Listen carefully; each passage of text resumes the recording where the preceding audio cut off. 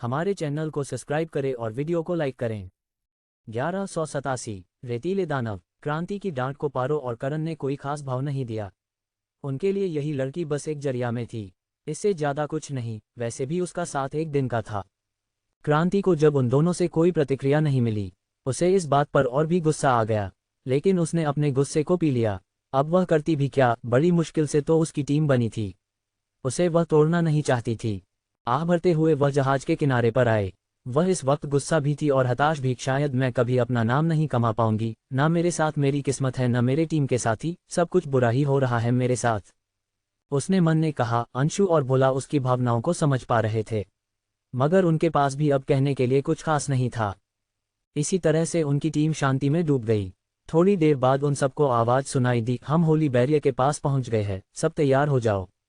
यह आवाज दरअसल लाइटिंग गुड के पहले कमांडर आसिफ की थी, जिसे सुनकर सबने अपनी नजरें सामने की तरफ की। उस जगह एक बड़ी सुनहरी दीवार थी, जिस पर अजीबोगरीब कलाकृतियां बनी हुई थी। यह है होली बैरियर। करण ने अपनी डिवाइन फायर से उसकी शक्ति जाननी चाहिए। फिर मन में बोला, ये वाकई में काफी ताकतवर है, इसे तो वीरता स्तर का योद्धा भी नहीं तोड़ सकता। करण ने एक अच्छा फैसला लिया जो इनके साथ मिशन के लिए आया, वरना सच में उसे बड़ी दिक्कत होने वाली थी। इसके पार जाने की ताकत उसके पास भी नहीं थी इस वक्त। वह इस बारे में सोच ही रहा था जब तक वह सब इस होली बैरियर के पास पहुंच गए। होली बैरियर के पास पहले से काफी सारे सैनिक जमा थे, जो बेहद ही ताकतवर लग रहे थे। उन्होंने पहले उन लोगों से कुछ बात की, फिर ना जाने वह क्या करने लगे, जिसके बाद होली बैरियर में एक छेद नजर आने लगा। सबको जहाज से उतर पर पैदल उस छेद से निकलना पड़ा। उनके जाने के बाद ही वह छेद बंद हो गया। करण मुड़कर उसको देखा, ऐसा लगा मानो वह किसी विशालकाय सुनहरे अंडे को देख रहा हो। यह एक डिवाइन डिफेंसिंग फॉर्मेशन है, जिसने भी इसे बनाया होगा वह किसी न किसी देवता की ब्लेसिंग ले चुका होगा, अंतर मन में बैठे अग्नि ने कहा। फिर करण के अंतर मन में बनी 3 सीलों को देखकर बोला, तुमने अपने तक इनमें से किसी भी आर्ट को मास्टर क्यों नहीं किया? अग्नि उन सीलों की बात कर रहा था जो करण को ब्लेसिंग के बाद मिली थी, युद्ध देवता विक्रमादित्य की, आत्मा देवी की और उसके गुरुदेव की। करण ने अब तक उन्हें सीखने की कोशिश नहीं की थी, क्योंकि उनके बिना ही जब अच्छे से काम चल रहा था, तब उसे और मेहनत करने की जरूरत महसूस नहीं हुई। मगर आज जब अग्नि ने इस टॉपिक को छोड़ा तो उसे लगा कि इन्हें सीख लेना चाहिए। वह इस बारे में और सोचता कि उसके दिमाग में पारो की आवाज सुनाई दी, ये कितना अलग है, मानो हम किसी नर्क जैसी जगह पर आ गए हो। करण ने मुड़कर देखा, सामने दूर दूर तक बंजर इलाका था, जिसके बाद एक रेगिस्तान सा शुरू हो रहा था। रेगिस्तान की मिट्टी लाल रंग की थी। सिर्फ इतना ही नहीं, करण ने ध्यान दिया कि इस जगह की ऊर्जा में भी काफी बदलाव है। जहां होली बैरियर के अंदर वाली दुनिया में ऊर्जा शांत और गाढ़ी थी, उससे अलग इस जगह की ऊर्जा हिंसक थी। उसका रूप समझ पाना थोड़ा मुश्किल था। कभी करण को दानवी ऊर्जा महसूस होती तो कभी शुद्ध ऊर्जा, और कभी कभी कुछ और ही जो पता नहीं क्या थी, पर जो भी थी बहुत ज्यादा अजीब थी। करण ने इस बारे में सोच ही रहा था, तभी कमांडर सरजीत ने मुड़कर सबको देखा। फिर सख्त आवाज के साथ बोला, हम कमांडर्स ने एक योजना बनाई है, हम उस योजना के साथ आगे बढ़ेंगे। इसीलिए सब लोग ध्यान से सुनना, हमारे पास सिर्फ सुबह होने तक का वक्त है। सब लाइन खड़े होकर सरजीत की बात सुनने के लिए तैयार हो गए। सरजीत ने कहा, तुम सब कुल 20 टीम हो और सामने है 7 किंगडम। अलग अलग जगह अलग अलग बीस्ट ही, एक साथ हम किसी पर हमला करके कुछ खास नहीं कर पाएंगे। इसीलिए हमें इस जगह से अलग अलग होगा। मेरे साथ लाइटिंग टीम, स्टोन टीम, सफेद कमल टीम चलेगी, और बाकी टीम। सरजीत ने हर कमांडर में अलग अलग टीम बांट दी। आखिरी वाले कमांडर के पास 4 टीम आए, जिससे वह थोड़ा खुश था। सरजीत ने आगे कहा, अब हम मिशन की पूरी जानकारी आप सबको बता देते हैं। आपका इसमें क्या रोल होगा और हमें आगे क्या करना है। सबसे पहले हम 7 किंगडम के बारे में जान लेते हैं। 7 किंगडम 7 अलग अलग शहर है जो एक दूसरे से जुड़े हुए हैं। हर शहर का अपना एक नाम है। बिजली शहर, अग्नि शहर, जल शहर, पॉइजन सिटी, धरती शहर, वायु शहर, ड्रैगन सिटी। जैसे उनके नाम है वैसे ही उनके बीस्ट लॉर्ड है। बीस्ट लॉर्ड वही है जिन्हें हम 7 बीस्ट के नाम से जानते हैं। करण ध्यान से ये सब सुन रहा था। सरजीत ने आगे कहा, इन सब ने बहुत मासूम लोगों को बंदी बनाकर रखा है। इसकी वजह हम में से कोई नहीं जानता। हमारा पहला काम होगा उन सबको सुरक्षित निकालना। जो काम तुम लोग करोगे, समझ में आया? सबने इस पर सिर हिलाया। फिर सरजीत ने कहा, मैं और मेरे साथ वाली टीम पॉइजन सिटी जाएंगे। इस पर दूसरे कमांडर ने कहा, और जम ड्रैगन सिटी के लिए जाएंगे। इसी तरह से सारे कमांडर ने अपना अपना शहर चुन लिया। जो देख एक और कमांडर ने कहा, मिशन खत्म होते ही हम सब यही मिलेंगे, जो नहीं आ पाएगा उसे हम मरा हुआ मान लेंगे, सबको समझ आया। सब ने इस पर हामी भरी और जल्दी ही वह सब सेवन किंगडम के लिए निकल गए। कुछ देर बाद वह सब अलग अलग हो गए। करण ने इस वक्त ध्यान दिया कि जो मंत्र स्तर के योद्धा है वह ज़्यादा देर हवा में उड़ नहीं सकते, जिस वजह से उन्हें मशीनी पंखों की जरूरत पड़ती है, जिसे सामर्थ्य में पर जादुई पंख भी कहे जाते हैं। बहरहाल सब इसी तरह से आगे बढ़ ही रहे थे कि सरजीत उड़ते उड़ते रुक गया। वह आसपास बहुत ध्यान से देख रहा था। करण को भी कुछ एहसास हुआ था, मगर उसने आगे बढ़कर कुछ भी कहा नहीं। क्या हुआ कमांडर, कुछ गड़बड़ है? सफ़ेद कमल टीम की लीडर ने पूछा। इस पर सरजीत ने उसे शांत रहने का इशारा किया और ध्यान लगाकर आसपास देखने लगा। तभी एकदम से उस जगह को की हवा तेज हो गई। जिस जगह वह लोग थे वह रेगिस्तान जैसी थी। जैसे ही तेज हवा बढ़ी उस जगह की रेत उड़कर बवंडर का रूप लेने लगी। कौन है? सरजीत ने गहरी आवाज में पूछा। बाकी सब भी सतर्क हो गए, उन्होंने अपने अपने हथियारों को निकाल लिया था। तभी उस बड़े से बवंडर में एक चेहरा बनने लगा। उसने उन सबको देखते हुए कहा, खाना खाना। ऐसा कहते ही उसने अपना बड़ा सा मुंह खोला और वह सब उसके मुंह में जाने लगे, मानो कोई वैक्यूम हो। लेकिन ये देख सरजीत ने अपनी कमर पर लटक रही कुछ बॉल को निकाला और उन्हें उसके मुंह में फेंक दिया। खा लो खाना। सरजीत के इतना कहते ही वह बॉल उस बवंडर के अंदर जाते ही जोरदार धमाके के साथ फूट गई। धमाका इतना ज्यादा ताकतवर था, बवंडर एक झटके में तबाह हो गया। इस दुनिया के लोग कुछ ज्यादा ही एडवांस हथियार बनाकर इस्तेमाल करते हैं, करण ने मन में कहा। हालांकि सामर्थ्य ग्रह पर भी ऐसे हथियार थे, मगर वह काफी कीमती थे और उनका मिलना आसान नहीं था। क्रांति ने सरजीत से पूछा, यह क्या था कमांडर? बहुत ही अजीब सा प्राणी था। जवाब में सरजीत ने सबसे कहा, इन्हें रेतीले दानव कहते हैं। इनकी चेतना रेगिस्तान के अंदर छिपकर रहती है और जब भी इन्हें शिकार की महक आती है ये जाग उठती है और अपने शिकार को खाकर अपनी ताकत को बढ़ाती है। अच्छा, इसीलिए इस जगह की रेत का रंग लाल है। ये खून से लाल हुई है, ना कि कुदरती। स्टोन टीम के लीडर ने कहा। इस पर सरजीत ने हाँ में सिर हिलाया। अंशु बोली, फिर तो हमें संभल कर आगे बढ़ना होगा, ऐसे और भी इस जगह हो सकते हैं। नहीं, अब और नहीं होंगे, सरजीत ने कहा। जो सुन सब उसे सवालिया नजरों से देखने लगे, मानो जानना चाहते हो आखिर उन्हें दोबारा रेतीले दानव क्यों नहीं मिलेंगे। सरजीत ने उन्हें समझाते हुए कहा, ये सब अपने अपने इलाके में रहते हैं। 10 किलोमीटर तक के एरिया में अब और रेतीला दानव नहीं मिल सकता। हाँ, जब दूसरे रेतीले दानवों को पता लगेगा अब इस इलाके में कोई और रेतीला दानव नहीं है, तब इस जगह पर एक नया रेतीला दानव आ जाएगा। ओह, सब सरजीत की बात को समझ रहे थे। भोला ने हंसते हुए कहा, कुत्तों वाली नस्ल है इनकी, उनके भी इलाके होते हैं और इनके भी। सरजीत इस पर सिर्फ मुस्करा दिया और सबको लेकर आगे बढ़ने लगा, लेकिन 2 मिनट बाद वह फिर से रुक गया। उसके माथे पर शिकन आ गई। क्या हुआ कमांडर? सब ने पूछा। सरजीत ने भ्रमित लगते हुए कहा, ये कैसे हो सकता है? क्या हो सकता है? स्टोन टीम के लीडर ने परेशान होकर पूछा। उसे उसका सवाल का जवाब मिलता इससे पहले ही उनके सामने एक और बवंडर बनकर तैयार हो गया। वह रेतीला दानव था। खाना खाना, उसने कहा और अपना मुंह खोलकर उन सबको अपने अंदर खींचने लगा। सरजीत ने दोबारा से अपनी बॉलर्स का इस्तेमाल करके उसे तबाह कर दिया, मगर उसकी चिंता कम नहीं हुई। आपने तो कहा था 10 किलोमीटर तक दूसरा रेतीला दानव नहीं मिलेगा, हमें तो 1 किलोमीटर के अंदर ही दूसरा रेतीला दानव मिल गया, क्रांति ने कहा। सरजीत ने माथे पर शिकन के साथ कहा, ऐसा होना तो नहीं चाहिए। रेतीला दानव किसी और रेतीले दानव को अपने इलाके में आने भी नहीं देता, और ये तो यहाँ रह रहा है। ऐसा भी तो हो सकता है ये दोनों पत्नी पत्नी हो, दोनों को साथ में रहने में मजा भी तो आता होगा, भोला ने कहा। ये सुन अंशु ने मुक्का बनाकर उसके सिर फोड़ दिया। मुंह सिर्फ खाने के बाद खोला करो, अंशु उसे डराते हुए कहा। भोला के सिर पर रसगुल्ला निकल आया था, जो देख सरजीत ने कहा, ऐसा नहीं होता, बात कुछ और है। इस पर सफ़ेद कमल टीम की लीडर ने कहा, शायद कभी कभी हो जाता है। मुझे नहीं लगता हमें इस पर ज्यादा ध्यान देना चाहिए। आप इस बारे में क्या सोचते हैं कमांडर? सरजीत को उस लड़की की बात सही लगी, इसीलिए उसने इस बात टॉपिक को नज़रअंदाज करके आगे बढ़ने का फैसला किया।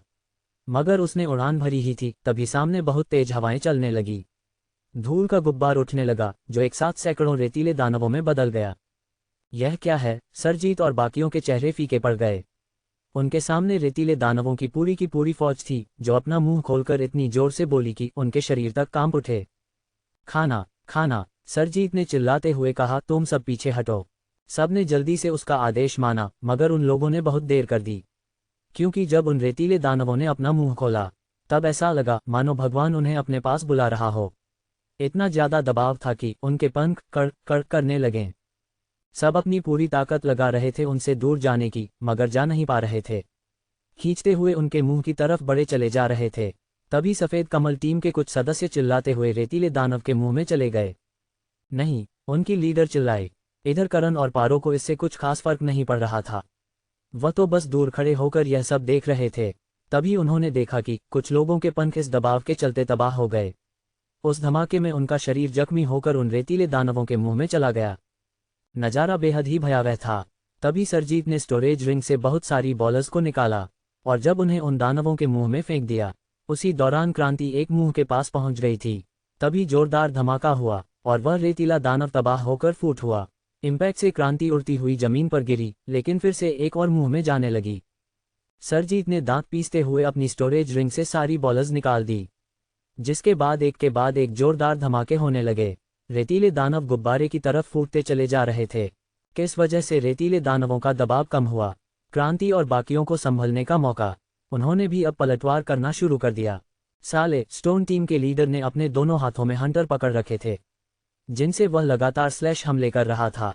सफ़ेद कमल टीम की लीडर के ऊपर सफ़ेद कमल था, जिसमें से सफ़ेद रोशनी उन सब दानवों को तबाह करती चली जा रही थी। उनके साथी भी अपनी पूरी ताकत लगाकर मुकाबला कर रहे थे। क्रांति ने ये देख एक तलवार निकाली और खुद भी स्लैश अटैक करने लगी। हर कोई उन रेतीले दानवों से लड़ रहा था, बस करण और पारो के। वह ऐसे खड़े थे मानो पिक्चर देखने आए हो। देवांश उनसे दूर था, भी स्लैश अटैक ही कर रहा था। मगर जब उसने करण और पारो को ऐसे खड़े देखा, तब उसने मन में कहा, आखिर ये दोनों हमला क्यों नहीं कर रहे हैं? खड़े खड़े जमने का इरादा है क्या इनका? क्रांति और बाकियों ने भी यह सब देख लिया था। क्रांति को सच्ची में अब उन दोनों पर गुस्सा आ रहा था। यहाँ उनकी जान पर बनाई थी और उसके दोनों साथी बस खड़े थे, मतलब सच में खड़े थे। ये लोग पहली बार ऐसे मिशन में आए हैं, जरूर डर गए होंगे। लेकिन क्यों मेरी किस्मत इतनी बुरी है? क्रांति मन ही मन बोली। इधर यह सब देखते हुए पारो ने करण से शब्द ट्रांसफर तकनीक का इस्तेमाल करके कहा, हमें इनकी मदद करनी चाहिए।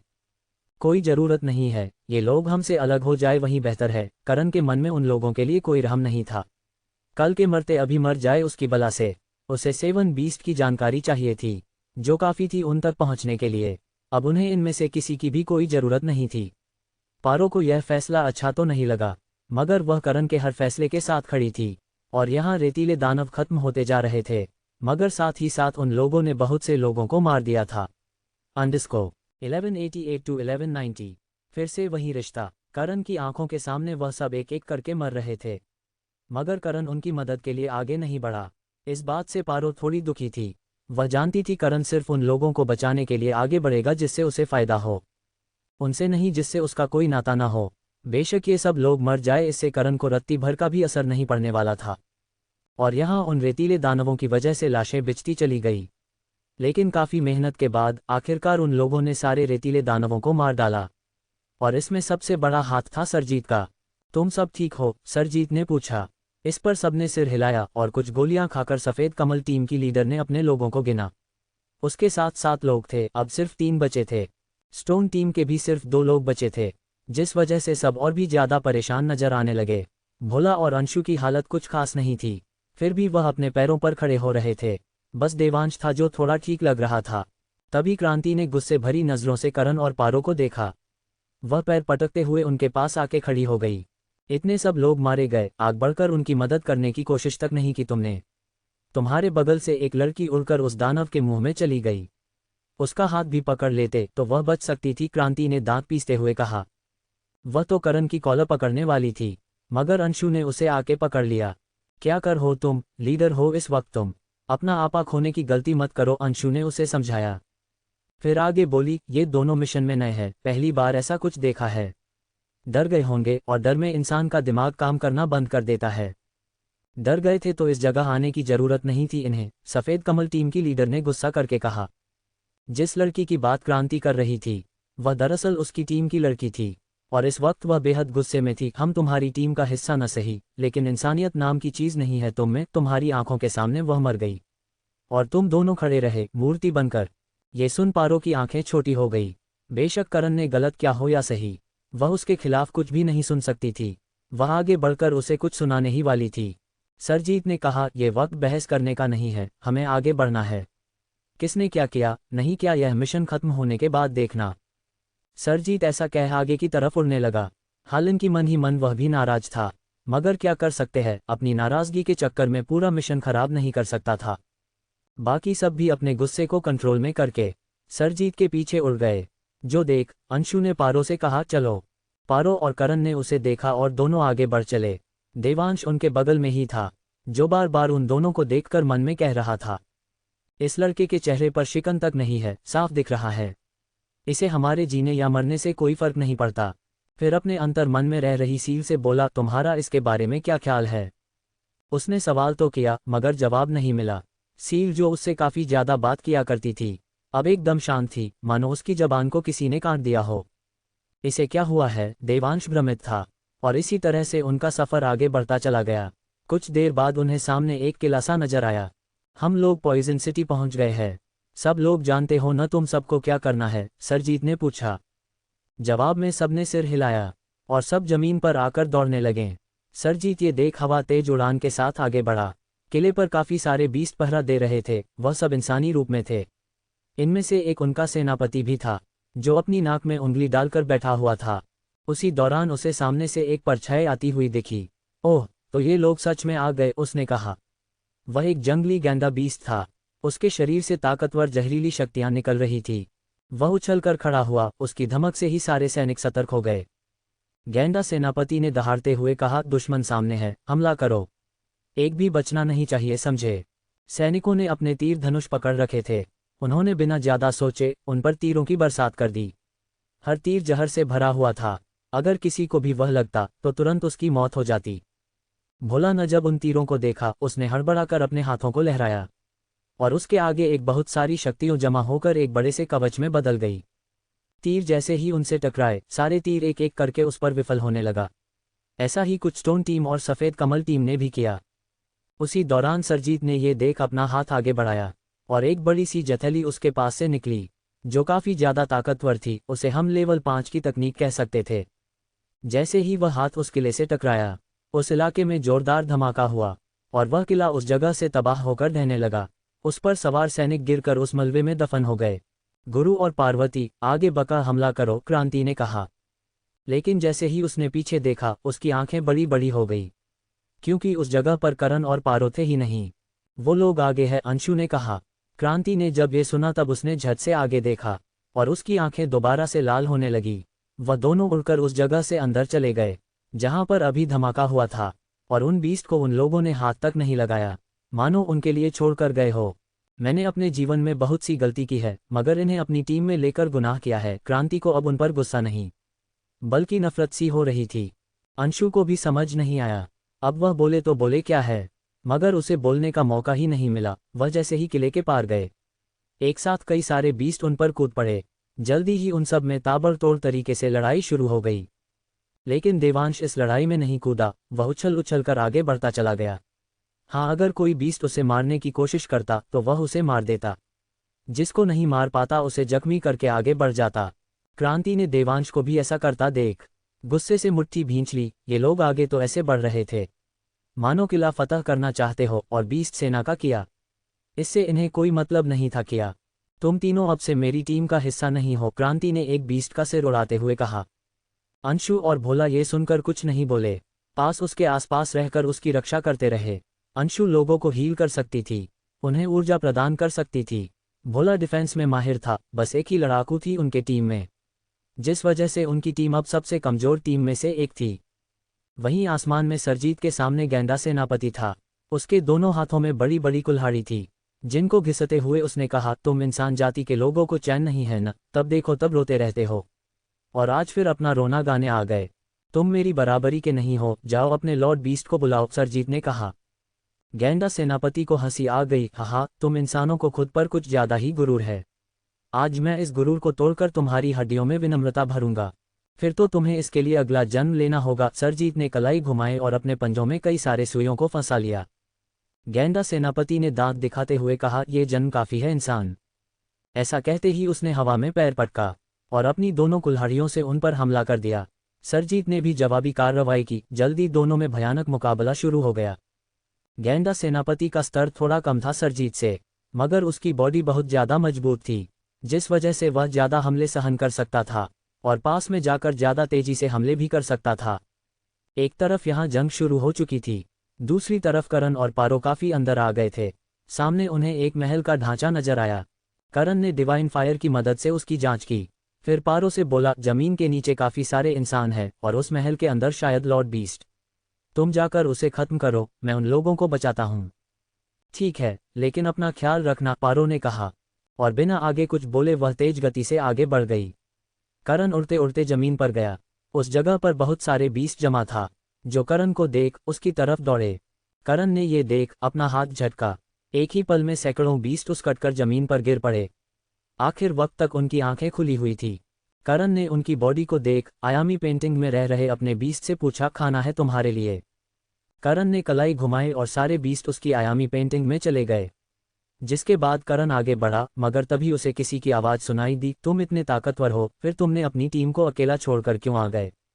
करण ने ये सुना, लेकिन कोई जवाब न देते हुए अपने कदम बढ़ाना जारी रखा। दरअसल यह आवाज़ देवांश की थी, जो उसके पीछे था। उसके शरीर खून से लथपथ था और वह भी करण से नाराज नजर आ रहा था। करण को कोई जवाब न देते देख देवांश गुस्से में उसके सामने आके खड़ा हो गया। तुम बिना इस जवाब के आगे नहीं बढ़ सकते, देवांश ने कठोर स्वर में कहा। करण ने अपनी आंखें छोटी कर ली। उसने अपना एक कदम बढ़ाया और देवांश का शरीर अकड़ गया। ये देवांश एकदम से अपने घुटनों पर आ गया। उसके पार इतना दबाव था कि उसकी हड्डियां तक चरमरा गई थी। करण ने उसे कुछ पल ऐसे देखा, फिर बिना किसी भाव के बोला, यही सवाल मैं तुमसे भी कर सकता हूं, तुम अपनी टीम को छोड़कर क्यों आए? देवांश ने अपनी तलवार को जमीन में गाड़ा। उसका सहारा लेकर बड़ी मुश्किल से बोला, मेरी बहन को भी किसी बीस्ट ने बंदी बना लिया है। मैं उसे छुड़वाने आया हूं। करण का चेहरा ये सुनकर बिगड़ गया। देवांश ने गहरी गहरी सांस लेकर कहा, मैं उतना ज्यादा ताकतवर नहीं हूं। सिर्फ इसीलिए मैं बचकर आगे आया, ताकि अपनी बहन। इससे ज्यादा वह बोलता, अगले ही पल उस पर और ज्यादा दबाव पड़ने लगा। इस बार वह सीधा जमीन पर ही चिपक गया। उसके मुंह से खून बहने लगा। उसी पल उसे एहसास हुआ कि सामने वाला गुस्से में आ गया। उसने बड़ी मुश्किल से नजर उठाकर देखा। करण भारी कदमों के साथ उसके सामने आके खड़ा हो गया। फिर से क्यों? बार बार यह भाई बहन का रिश्ता मेरे सामने क्यों आ जाता? क्यों बार बार यह मेरे जख्मों को याद दिलाते हैं? करण मन ही मन बड़बड़ाया। कुछ समय पहले वह किसान की लड़की उसे भाई बना रही थी। फिर सुनंदा ने ऐसा किया, और अब एक भाई उसके सामने आकर खड़ा हो गया।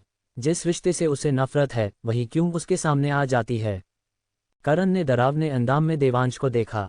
देवांश का दिल कांप उठा। जीवन में पहली बार किसी से डर लगा है। इतना डर आज तक नहीं लगा।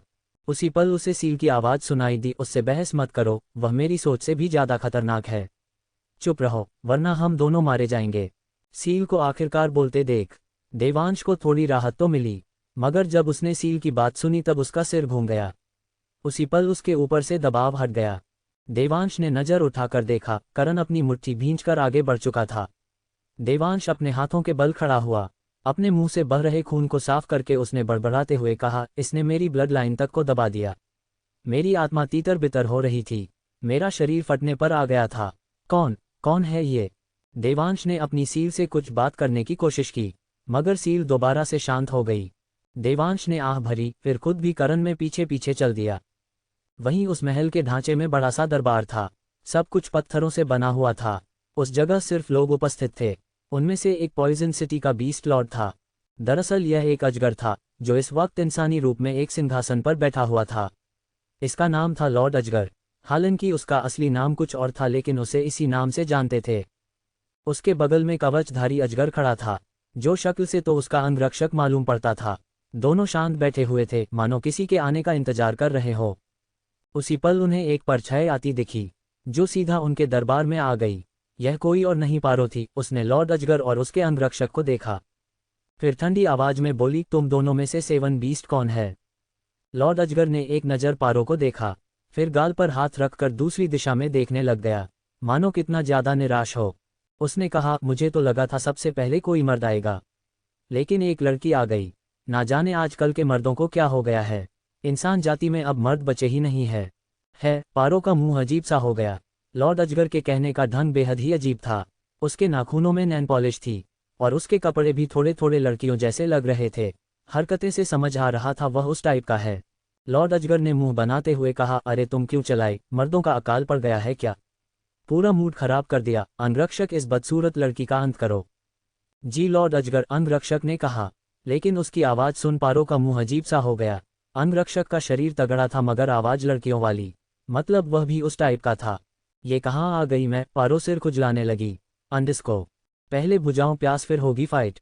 पारो ने जब 7 बीस्ट के बारे में सुना था तब उसे लगा शायद बहुत ही खतरनाक और तगड़े व्यक्तित्व बीस्ट होंगे, मगर पहला ही उन्हें ऐसा मिला कि उसके बारे में बात करने का उसका मन नहीं था।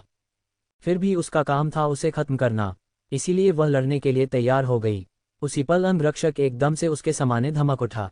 तुम बिना हथियार के लड़ोगी, अंगरक्षक ने कहा। जवाब में करण ने बस उसे गंभीर लुक दिया, जिसे देख अंगरक्षक ने अपने दोनों हाथों में शक्तियां जमा की और पारो को मारने के लिए आगे बढ़ गया। उसके पारों पर लगातार मुक्के की बरसात की। उसकी सच में थोड़ी ज्यादा थी, मगर पारो उसे बहुत आसानी से काउंटर कर रही थी। उसका एक मुक्का भी पारो को लग नहीं पा रहा था। ये लड़की ताकतवर है लॉर्ड अजगर, अंगरक्षक ने कहा। लॉर्ड अजगर ने हाथ हिलाते हुए कहा, लेकिन मर्द नहीं है, बताओ क्या मेरी प्यास बुझा सकती है? नहीं ना, मार दो इसे जल्दी। अंगरक्षक ने आदेश का पालन करना शुरू कर दिया। उसने अपनी और भी ताकत को जुटाया। तभी उस जगह पर ताकतवर आभा पागलों की तरह फैलने लगी। मगर पारो को अब और समय बर्बाद नहीं करना था। उसने बड़ी आसानी से अंगरक्षक के पेट पर मुक्का मारा। अंगरक्षक खून की उल्टी करता हुआ दूर जा गिरा। पारो ने लॉर्ड अजगर से कहा, तुम आते हो या मैं आऊं? अभी मुकाबला खत्म नहीं हुआ लड़की, अंगरक्षक की दहाड़ सुनाई दी। पारो ने उसे देखा जो अपना रूप बदल रहा था।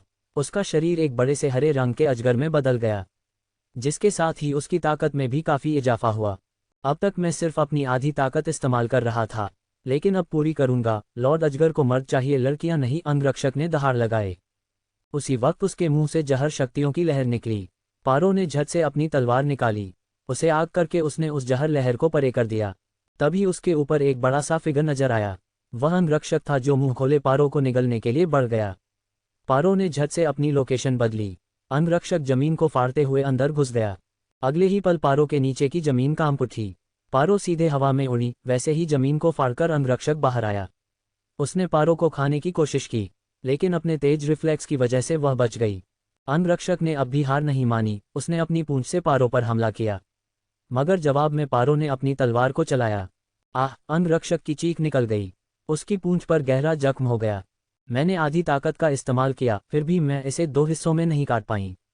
यह इतना भी कमजोर नहीं है, पारो ने मन में कहा, जिसके साथ ही वह थोड़ी गंभीर हो गई। दूसरी तरफ करण एक बड़े से दरवाजे के सामने आ गया था। उस दरवाजे पर कई सारे बीस्ट सैनिक पहरा दे रहे थे। उन्होंने भी करण को भांप लिया। इंसान, तेरी इतनी हिम्मत कैसे हुई इस जगह आने की? सब पागलों की है दहाड़ने लगे और खुले सांड की तरफ करण को मारने के लिए बढ़े। कुछ देर पहले ही उसका दिमाग खराब हुआ था, अब इन्हें देख वह चिढ़ गया। उसने बिना पल गवाए उन सब की आत्मा पर दबाव डालकर उन्हें खत्म कर दिया, जिसके बाद उन सब की बॉडी को स्टोरेज रिंग में फेंक दिया ताकि उसके बीस्ट उन्हें खाकर अपनी ताकत बढ़ा पाए। हालांकि वह मन ही मन कह रहा था, यह मिशन इतना आसान सा क्यों लग रहा है? इससे ज़्यादा खतरनाक मिशन तो नालंदा विश्वविद्यालय देता है। फिर एक देवता होकर वह ऐसा बचकाना मिशन क्यों दे रहा है? देवता बनना सच में बहुत ही आसान काम है। करण दरवाजा तोड़कर अंदर घुस गया। देवांश उसके पीछे पीछे था। उसकी ताकत को, उसके बर्ताव को वह बहुत अच्छी तरह से गौर कर रहा था। लेकिन जैसे ही दरवाजा टूटा, उसने जल्दी से अंदर जाना शुरू कर दिया। वह करण से पहले उसके पार चला गया। करण ने इस पर कुछ भी नहीं कहा। क्या करे, काम उसका है, मगर फायदा सबको होता है। फायदा ना करके भी वह फायदेमंद है। वह ऐसा सोच ही था तभी वह भी अंदर आ गया, और अंदर आते ही उसे लड़ाई की आवाजें आने लगी। थोड़ा और अंदर आने के बाद उसने देखा देवांश एक आदमी के साथ लड़ रहा है। वह आदमी अजगर जैसा दिख रहा था और देवांश से ज्यादा ताकतवर था। उसने एक लात मारी, देवांश के मुंह से हल्का खून आ गया। आदमी ने उसके सिर पर मुक्का मारा। देवांश कुछ कदम लड़खड़ाकर पीछे हो गया। तुम कमजोर इंसान, इस जगह मरने आए हो, सबके सब मरने आए हो, उस आदमी ने हंसते हुए कहा। करण ने उसे पूरी तरह से नज़रअंदाज किया और आसपास देखने लगा। वह एक जेल जैसा इलाका था, जहां सलाखों के पीछे बहुत सारे लोग बंदी बने हुए थे। उनके हाथ पैरों में जंजीरें थी। बड़ी आशा से वह देवांश को देखने लगे थे, मानो वही है उनका नायक। ये तो बस 50-60 लोग हैं, इतने कम लोगों को बचाने के लिए दूसरी दुनिया से आना पड़ रहा है। करण को सच में ये सब बहुत अजीब लग रहा था। कुछ गड़बड़ है इस जगह में, करण सोचने लगा। इधर देवांश बड़ी मुश्किल के साथ उस आदमी से लड़ पा रहा था। आदमी ने हंसते हुए अपने पंजों से उसके सीने पर हमला करना चाहा, मगर इस बार देवांश ने खुद को बचाया। फिर अपनी तलवार को घुमाकर बोला, अल्ट्रास्वॉर्ड बीम। उसके इतना कहते ही उसकी तलवार से सफ़ेद रंग की रोशनी फुट पड़ी, जो सीधा जाकर उस आदमी के शरीर से टकराए। आदमी इस तकनीक का सामना करने के लिए अपनी शक्तियों का इस्तेमाल करने लगा, लेकिन ज़्यादा देर ऐसा कर न सका और उड़ता हुआ दीवार से टकरा गया। देवांश ने एक गहरी सांस ली। इसका स्तर मुझसे बहुत ज़्यादा था। इसको हराने के लिए मुझे अपनी सबसे ताकतवर तकनीक का इस्तेमाल करना पड़ा, जिस वजह से मेरी ऊर्जा काफ़ी हद तक कम हो गई। ऐसा सोचते वक्त उसने करण को देखा, जो उसे बिना भाव के देख रहा था। साफ पता लग रहा था करण उसे बहुत ज़्यादा कमज़ोर समझता है। तुम मुझे ऐसे क्यों देख रहे हो? देवांश ने दांत पीसते हुए कहा। फिर तलवार तानकर बोला, तुम बहुत ताकतवर हो, इसका मतलब यह नहीं तुम सबको कम समझो। करण ने उसे कोई जवाब नहीं दिया।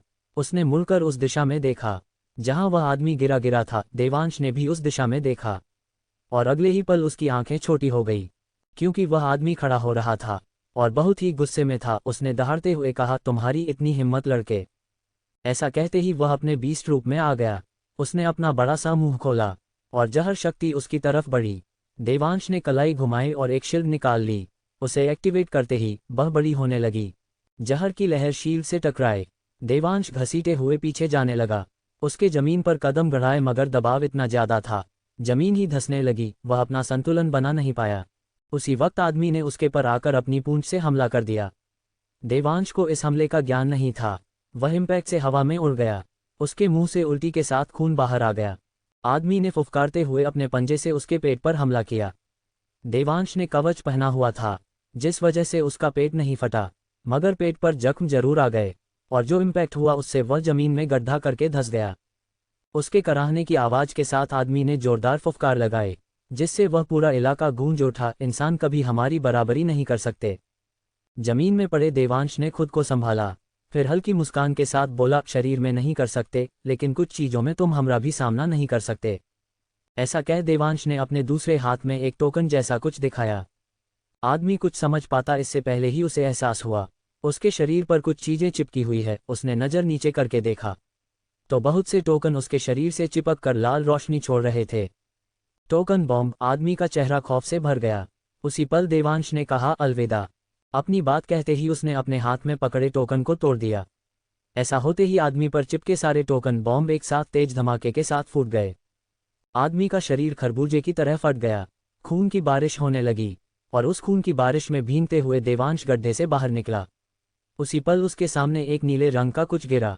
उसने उसे उठाया। ये कोर स्टोन बहुत कीमती है, इसकी अच्छी कीमत मिल सकती है। ऐसा कह उसने उसे अपनी स्टोरेज रिंग में रख दिया। फिर कुछ पिल खाने के बाद उसने करण को देखा, जो उसको नज़रअंदाज करके उन लोगों को रिहा करवा रहा था। ये लड़का आखिर करना क्या चाहता है? बाहर तो इसने लोगों को मरने दिया और यहाँ इंसानियत दिखा रहा है। देवांश बड़बड़ाया। फिर करण को नज़रअंदाज करके उसने भी जेल में कैद लोगों को रिहा करवाना शुरू कर दिया। इस दौरान देवांश अपनी बहन को भी उस भीड़ में ढूंढ रहा था, लेकिन उनमें से कोई भी उसकी बहन नहीं थी, जिस वजह से वह परेशान नजर आने लगा। जल्दी ही उन दोनों ने सबको आज़ाद करवा दिया।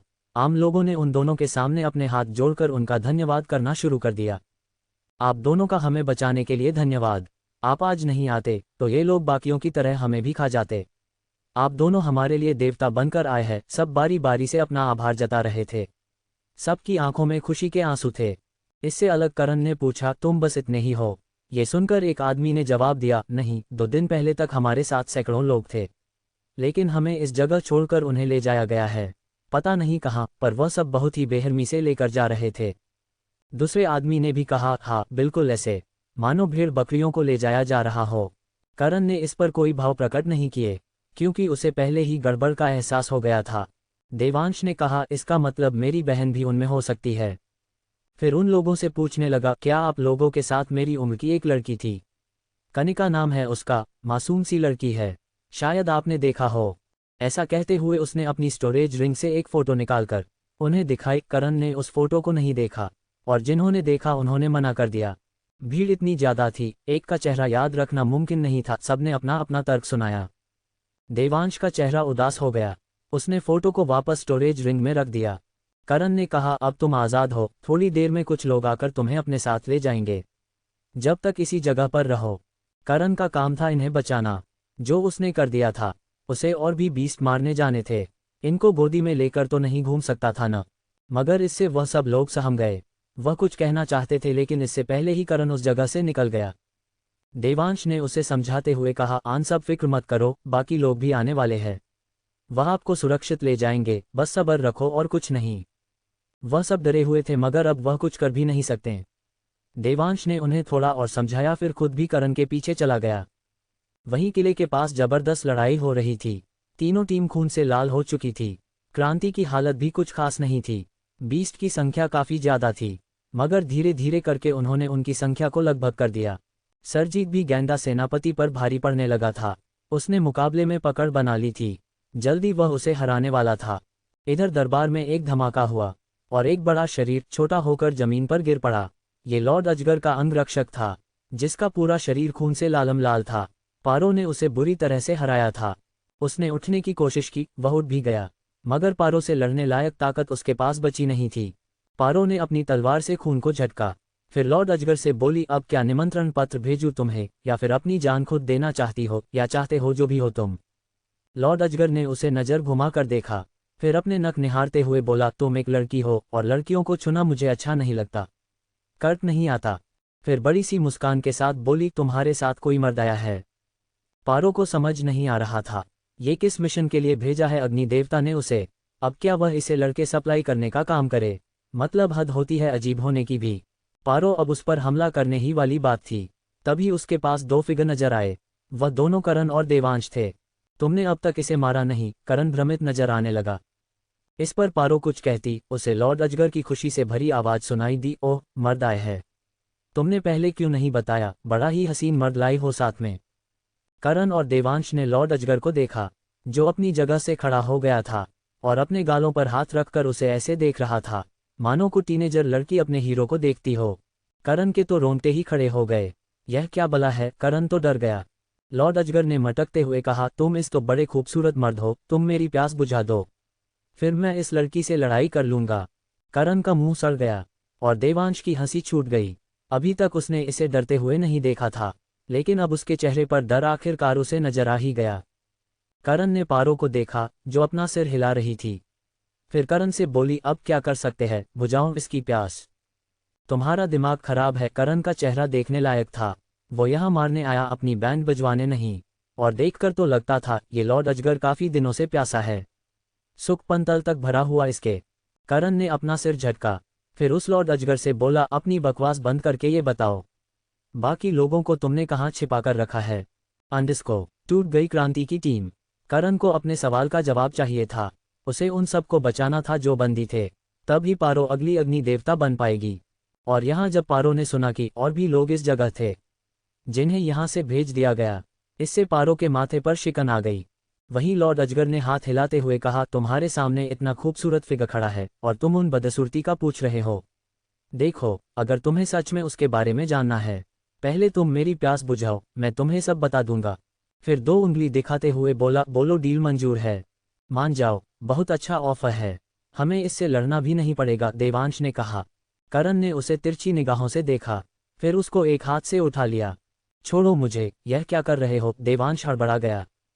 करण ने उसे लॉर्ड अजगर के सामने फेंक कर कहा, यह है तुम्हारी प्यास बुझाने का कुआं, जितना मन है उतना पियो और बताओ बाकी लोगों को कहाँ रखा है। देवांश कॉकरोच की तरह दूर भाग गया। उसके शरीर ठंडा पड़ गया था। वह एक मर्द था और उसे मर्दों वाले ही शौक थे, न कि मर्दों का शौक था। उसकी जवानी पर सिर्फ उसकी पत्नी का हक था। लॉर्ड अजगर ने देवांश को देखा, फिर मुंह नामे हिलाते हुए बोली, ये तो बुढ़ा है, इसकी लो में दम नहीं है, आग तो तुम्हारी मशाल में है, देखो अब जायद वक्त जाया मत करो, वरना मुझे जबरदस्ती करनी पड़ेगी। लॉर्ड अजगर ने दोनों हाथों को खोल लिया, मानो कह रहा हो, आओ मेरे सीने से लगकर मुझे चुम्मा दो। करण की आंखें फड़फड़ाने लगीं। वहीं देवांश को गुस्सा भी आ रहा था और उसे राहत भी थी। उसके सफ़ेद बालों को देखकर उसने उसे बुढ़ा जो कहा था, मगर राहत इस बात की थी, कम से कम वह अजगर का शिकार नहीं है। कभी कभी कम सुंदर होना भी जान बचा लेता है, देवांश बड़बड़ाया। तभी पारो ने गंभीर लहजे में कहा, जबरदस्ती तो मुझे करनी पड़ेगी अब। उसने अब और बातें करके वक्त जाया नहीं किया। अपनी तलवार के साथ वह सीधा आगे बढ़ गई। उसकी रफ्तार काफ़ी ज़्यादा तेज थी। लॉर्ड अजगर ने जब ये देखा तब उसकी आंखें सख्त हो गई। बदसूरत लड़की, तेरी यह मजाल, ऐसा कहते ही उसने अपना हाथ आगे किया। पारो की तलवार पकड़ने के लिए पारो ने अपने इस हमले में अपनी पूरी ताकत लगा दी। सामने वाला बेहद ताकतवर हो सकता था, आखिरकार वह लॉर्ड बीस्ट था, उसे मारने के लिए उसे मेहनत तो करनी ही थी। बस इसी ख्याल के साथ उसने अपना हमला किया, लेकिन अगले ही पल उसकी आंखें फैल गई। तलवार जैसे ही लॉर्ड अजगर के हाथों से टकराए, लॉर्ड अजगर का हाथ केले की तरह कट गया। पारो कुछ समझ पाती उसकी तलवार ने लॉर्ड अजगर के 2 टुकड़े कर दिए। करण और देवांश दोनों का मुंह अजीब सा हो गया। लॉर्ड अजगर उनकी आंखों के सामने मारा गया था, वह भी इतनी आसानी के साथ मानो वह मोम का पुतला हो। पारो कुछ देर तक तो लॉर्ड अजगर का मरा हुआ शरीर देखती ही रह गई। यह इतना कमजोर था, पारो बड़बड़ाए। पारो को यकीन नहीं हो रहा था, वह दूसरी दुनिया में ऐसे इंसान को मारने आई है जो उसका एक हमला भी सहन नहीं कर सकता था। पारो ने झुककर एक बार उसकी जांच की, लेकिन वह सच में मरा हुआ था। उसकी आंखें हैरानी में खुली हुई थी, मानो उसे खुद यकीन न हो रहा हो। करण ये देख ही रह था कि उसे अग्नि की आवाज सुनाई दी। यह असली लॉर्ड अजगर नहीं है, यह असली नहीं है। करण झट से अपने अंतर मन में आ गया। अग्नि ने सिर हिलाते हुए कहा, उसके शरीर के अंदर एक पत्थर दिख रहा होगा तुम्हें, उसे एक बार देखो। करण ने लॉर्ड अजगर का कटा हुआ शरीर देखा, उसके अंदर से एक रंग बिरंगा पत्थर था, उसका आकार काफी छोटा था। अग्नि ने कहा, इसे डुप्लीकेट स्टोन कहते हैं। इस स्टोन को खून का पोषण दिया जाए तो यह उस खून के मालिक का रूप ले लेता। उसकी आभा सेम रहती है, बस ताकत के मामले में वह असली शरीर से कमतर होता है। इसीलिए पारो के एक ही हमले में उसका अंत हो गया। साफ शब्दों में कहूं तो लॉर्ड अजगर अब भी जिंदा है, और अब तक उसे एहसास हो गया होगा हमने उसके डुप्लीकेट को मार दिया है। उस पत्थर के बारे में जानकर करण थोड़ा सा हैरान हुआ, फिर उसने ये सब खबर पारो को भी बता दी। तब जाकर पारो के मन में चैन आया। फिर ठीक है, मतलब असली वाला कमजोर नहीं होगा, पारो ने मन में कहा। फिर करण से बोली, अब हमें क्या करना है? करण ने कुछ देर सोचने के बाद कहा, 7 बीस्ट पहले से मिशन के बारे में जानते थे, इसीलिए उन्होंने सबको कहीं और भेज दिया और अपने नकली को इस जगह रखा ताकि। इस पर देवांश ने कहा, ताकि वह हम सबका समय खराब कर सके। इसका नाम यह है कि वह इस कुछ ऐसा करने वाले हैं जिसके लिए उन्हें समय की जरूरत है। देवांश को भी सील ने लॉर्ड अजगर के बारे में बता दिया था। करण इससे हैरान नहीं हुआ, उसने पारो से कहा, वह लोग जरूर एक जगह इकट्ठा हुए होंगे और हमें थकाने के लिए ही उन लोगों ने रेतीले दानव छोड़े थे। खैर, हमें अगले शहर के लिए निकलना होगा, पर किस लिए? उस जगह पहले से बाकी टीम हमला कर चुकी होगी। उसे ठंडी निगाहों से देखा, लेकिन वह कुछ कहता इससे पहले ही उन्हें कुछ लोगों के आने की आभा महसूस हुई। उन्होंने मुड़कर देखा, सरजीत और बाकी सब उनके पास आकर उतरे। उन्होंने सबसे पहले मेरे हुए लॉर्ड अजगर को देखा, फिर सब पारो और करण को देखने लगे। तुमने इसे मारा? भोला बड़ी बड़ी आंखों से देखने लगा। सरजीत ने कहा, यह असली लॉर्ड अजगर नहीं है, इसके शरीर में ये पत्थर देख रहे हो, ये सब एक जाल था, असली लॉर्ड अजगर असल में इस जगह है नहीं। सरजीत पहले से उस स्टोन के बारे में जानता था, एक ही नज़र में उसे समझ आ गया असल मामला क्या है, मगर इससे उसके माथे पर शिकन भी थी। उसी पल क्रांति जो बुरी तरह से जख्मी थी, उसने आगे बढ़कर पारो और बाकी दोनों से कहा, मिल गया तुम्हें इनाम। क्या सोचा हमारा फायदा उठाकर तुम लोग लॉर्ड अजगर को मार दोगे और सारा माल अकेले घटक जाओगे? क्रांति यह सब अंशु उसे समझाने की कोशिश करने लगी, मगर क्रांति ने गुस्से में उसे देखा, फिर उन तीनों के सामने ताली बजाते हुए बोली, मेरी मजबूरी का खूब फायदा उठाया तुम तीनों ने, क्या गलती थी मेरी?